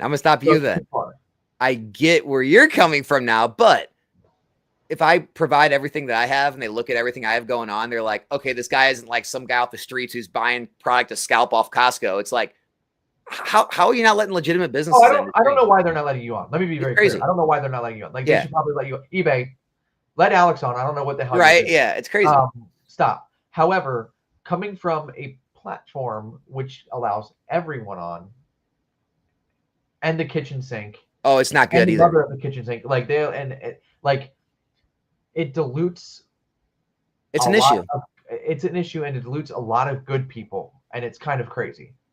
So I appreciate eBay for what you're doing. You should probably consider Alex's application if you're listening to me. You probably listen to me. By the way, hey, you know what's funny? I did get distribution by complaining about it on a live. So maybe somebody's watching this live that'll reach out to me for one of those platforms. Wow, is that all we have to do? Can I complain really quick? Because I need distribution too. Who is the distribution provider? Because I can't talk about that. And dude, Brian Pokiani got in like, dude, I'm not gonna go into that. He got in some shit for like talking about numbers and distributors and stuff. And so I don't even talk about any distribution stuff on live screen anymore because I don't want to get in trouble with my distributor. Well, if you I could use it too, distro person. Please help. Yeah. It's crazy. But no, there is both sides of that coin. Obviously, in your specific case, eBay, I don't know what you're doing. Open your emails. I mean, I may have emailed eBay at one point. So, like, I also did not hear back. Yeah. I understand. There's not letting anybody in. And, it's great for everyone that's on there. For sure. Man, but, like, that is one of the, going back to what Chef's, or was it Chef or who asked that? Yeah, I think it was Chef. That is something I would love to have as an auction, but like, I don't have that on YouTube. I have no way to auction things on YouTube. And so like that is something I'm missing from, being able to stream an auction style thing where, I could do singles or slabs or other things besides just packs. But like me, I have to get creative and run like, my random slab nights. I have to, I'll run like random item nights where you can win like booster boxes and ETBs and stuff. But I have to kind of get creative because all I have is buy it now to work with. Yeah. I mean, imagine being one of the first two guys on eBay Live where you just have that competitive advantage. Weedle, Nick, where you just had the competitive advantage of being the only Pokemon sellers on eBay for a full year. I hate you guys. With all, it's like you don't even have to try. You don't even have to try. You're just there. You're the only one there. Oh man, I'm totally kidding. I love Nick and Weedle, but no. Again, don't get me wrong. Like, happy for everyone. It's like you can't hate the player. You gotta hate the game. Absolutely. They obviously crush it, and I'm kidding, but like it's really funny. You either are on a platform where they hold everyone else out, so it pushes the people on there up, which is great for those people, or you're on a platform where they only push a select few people anyhow. Pick your poison because that's what's going to happen. Yeah. Yeah, because like, speaking of like, the branching out, like, I put a lot of work into this channel, so I'm like somewhat protective of it, I guess I could say. So whereas like I don't know if I'd want to bring another streamer on my YouTube channel, but if I had like the Nostalgianomics brand on other platforms, I'd be more like, more open to having other streamers stream, that I knew like on my platform on that channel. So it's like that's one of my big reasons is wanting to eventually get on a platform is to be able to expand that way because I really want to keep my channel me, like me and the audience type thing. I understand. I mean, I've had people make. Do you guys use Facecam by the way on your streams? I don't. Bierski does. Larry does. I don't. That's another thing. Like a lot of people, I mean, you could just stream on those with no face cam, which is a lot easier. Funny thing is, I'm a dumbass IT guy, and I should be able to figure that out like that. It's just more time. I just don't feel like setting up like OBS and stuff. Like I know how to do it. It's just, do I go source for an hour, or do I set up OBS and set up a stream and make sure it's all done correctly over an hour time? And I choose sourcing over people just being able to see my hands, right? But like in my case, I've been offered by some bigger channels to go join them, but like I understand wanting to keep your own brand and stuff. And I've offered people to like come stream under me, and I was like, you're gonna use your brand. I don't care. I feel like both parties should really probably come to some sort of agreement, no matter what, anyhow, to expand, because that's the only way you're going to compete with some of the big boys is if you join forces. Join forces? Is that something that you've considered? Yeah, man, of course. Was that the thing with Bierski you guys were thinking of? I mean, Bierski's logo's on every one of his thumbnails. I don't hold him back. He is his own brand, and I want him to be his own brand. You know why? Bierski's brand is good for Shining Cards and Collectibles. I thought you meant like you were going to try to get on, like combine with one of like the big streaming companies or something. I mean, sure. I mean, I would entertain it. Gotcha. There's nothing like in the works, but I would entertain. If you're not looking at that kind of stuff, you're silly.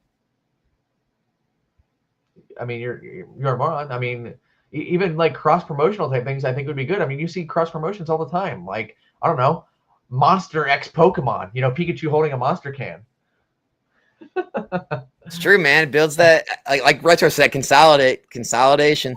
I agree with him 100%. He's not wrong. He's offered me some of the advice. I completely agree. That is the way when the market eventually takes a turn, doesn't collapse, takes a turn, and goes. It's going to collapse, dude. Stop trying to keep it up so we can survive. We're all look, dude. You're going to be working at McDonald's. I'm going to be across the street at Chick-fil-A, like waving to you every day. I really like Burger King, though. Can I? Okay, that's fine. You can be Burger King, whatever you want to do. I'm told that like a lot in like comments, by the way. It's like this is going to collapse and you're going to be stuck working at McDonald's. So I'll be there. Well, I will come to your McDonald's that you're at, and I'll make sure I order from you. I really like the breakfast. So if you can work morning hours, same here. Yeah, that's where I want to work. I want my free meal to be a free breakfast. I don't want a free Big Mac. I'm good. Speaking of Burger King, how do you know I'm a true collector? There's a Burger King Pokeball up there. One of those gold cards? That's a Charizard, bro. Is it the gold? Do you want to see it? Let's see it, man. Okay. I remember those. I remember. Dude, that's gonna earn you the true. Hey, it's like back in Dragon Ball Z where you got the Majin on your forehead. You're gonna get the big T for the true collector. Guys. There we go. 23 karat, gold plated. 23 karat. Is that real? Charizard, baby. Let's go. Hold on, wait. I didn't know it's actually 23 karat. It has a certificate of authenticity. Dude, Alex. It has to be not real. What are you talking about? Dude, hey, what about that? What about that gold Pikachu back from 2016? Oh, dude, that's actually real. What is like $100,000 now? Yeah, that thing is expensive. If you guys don't know, they actually did that. So in 2016, the 20th anniversary, they actually did a gold, like an actual 24 karat gold Pikachu card. It's like a gold bar, I believe, Yeah. right? Yeah. Yeah. And it's like, now it's like, what? I think it's like 100 grand or something. It's pricey. I think even back then, though, it was thousands. It's base set Pikachu, right? They did? Yeah. Yeah. Yeah, that thing's cool. I think it's really cool. But I just want to point out that this is signed by the chairman of Nintendo of America on the back. So, like, Damn. if you didn't get one of these as in your Happy Meal as a kid, then I don't know. Are you even a Pokemon collector? What's that, dude? What's that thing actually worth? Like $100. Is it? I mean, I didn't even know. That's crazy. I think roughly in that range. I actually traded it I traded for this in Miami, and it was kind of like, you know, You left that out of the benefits of Collecticon, dude. The trades. Yeah, Another benefit of vending. I never had. I mean, I had one of these as a kid for sure. I just don't. Yeah. I don't remember, but like, I haven't held it in such a long time, and he comes up with a Charizard, and you can grade them. You can grade it, and I do believe this Charizard does fairly well if you can get it in a high grade, but who the hell knows? There you go. For all you true collectors out there. That is sick. I'll give you that. That's cool. That gives you the capital T for the true collector. I mean, what do you think I'm doing on this channel, right? Like, you think this ain't where the true collectors come, man. Well, I mean, this is where the true collectors come, and they egg my channel, like in virtual reality. Like they're throwing virtual eggs at my channel. I have to be a voice for the true collector that's marginalized right now. All right, the Game Piece Army. All right, we play games here, man. Stand tall, baby. There can't be $100 plus cards in a set. What the hell are you doing, Alex? You guys are disgusting to me. True investor. True investor. You spelled true wrong, Red Lager, but I do appreciate it. It's TREW. We've been over this already. Guys, we're gonna call it there, man. I think we got through pretty much everything we were wanting to get through on this one. Yeah, right? What kind of words of wisdom can you leave people with as they continue to work their way through the 2025 Pokemon hobby, dude? Think about it for a second. Like, give them some real wisdom. I think I already have, in a way. I do like the person, and it was a Roxy Boxy or something like that. Who the person's name who said like, "This is, I believe in PCETBs." Yeah. Like, I really mean, and I think we agree 100%. If that's what you want and that's what you agree with, stick to it and do it, because you could absolutely be right. Because Alex and I don't know. Those things could go crazy. Now, Alex and I have a lot of years experience at this point that say, you know, that's pinging our spider senses and saying, don't do that, right? Or our Spidop senses, right? Like, don't do it. But like, if that's what you think is going to happen, then go for it. Because back in the day, when Fusion Strike was $75 a booster box, and I love Fusion Strike, I was going, am I wrong? Like, should I not? And I didn't buy it that time. I bought it when it was at 125 and coming up.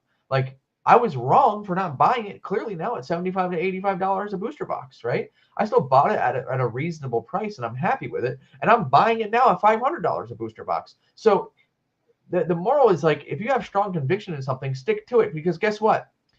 If it doesn't work out, you're never going to get a better lesson. Yeah. Okay. Like, what did I do wrong at that time? What was with the PCETBs that didn't work out? Was it something that they ended up just stagnating for a long period of time, which is what I think they're going to do?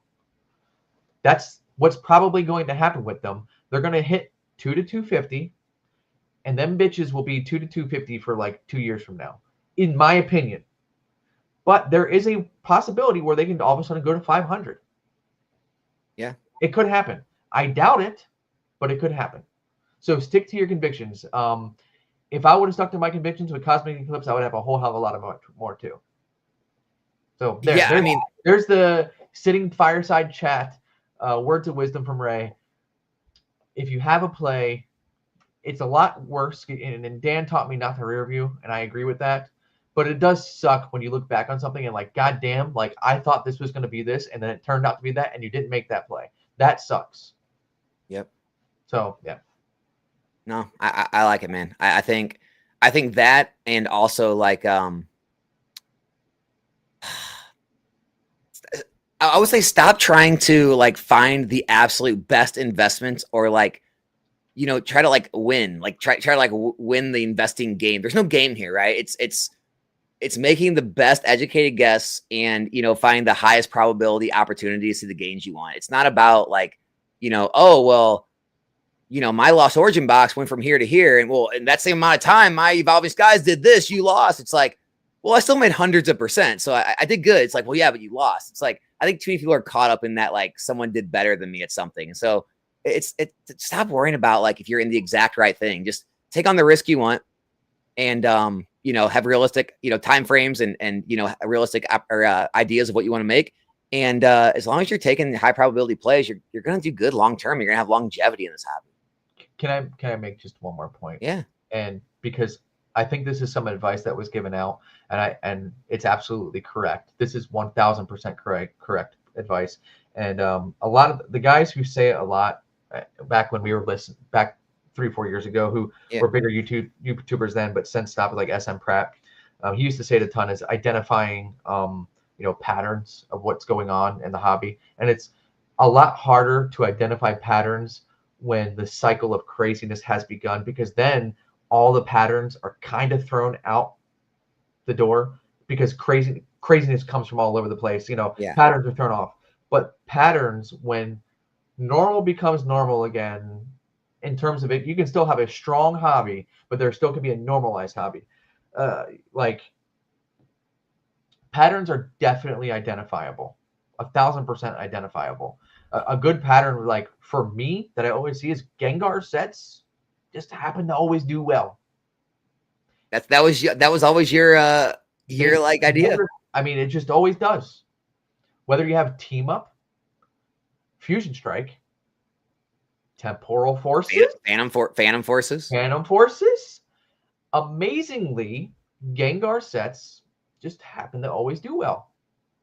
That's just, I'm giving you a key of pattern recognition, so you guys can look at something like, what else is happening that's something similar, but just giving you guys insight to like, what's a good pattern for recognition. Like a lot of people know Gengar sells, but like when you break it down and look set by set, and you see, well, every time there's a Gengar set, it does pretty damn well over time. It is crazy. Now you classify the Morty's Conviction as a Gengar? There's a full art Gengar as well. Yeah. Now, is it a Gengar set? Well, no, but neither is Fusion Strike. Well, yeah. The main hit. There's also Espeon VMAX, which is sick. Yeah. I think Fusion Strike is just a lot deeper than what people, and there's a Mew in it too. It is crazy when you think about it. I guess you're right, because like Latias Latios is the main hit team up.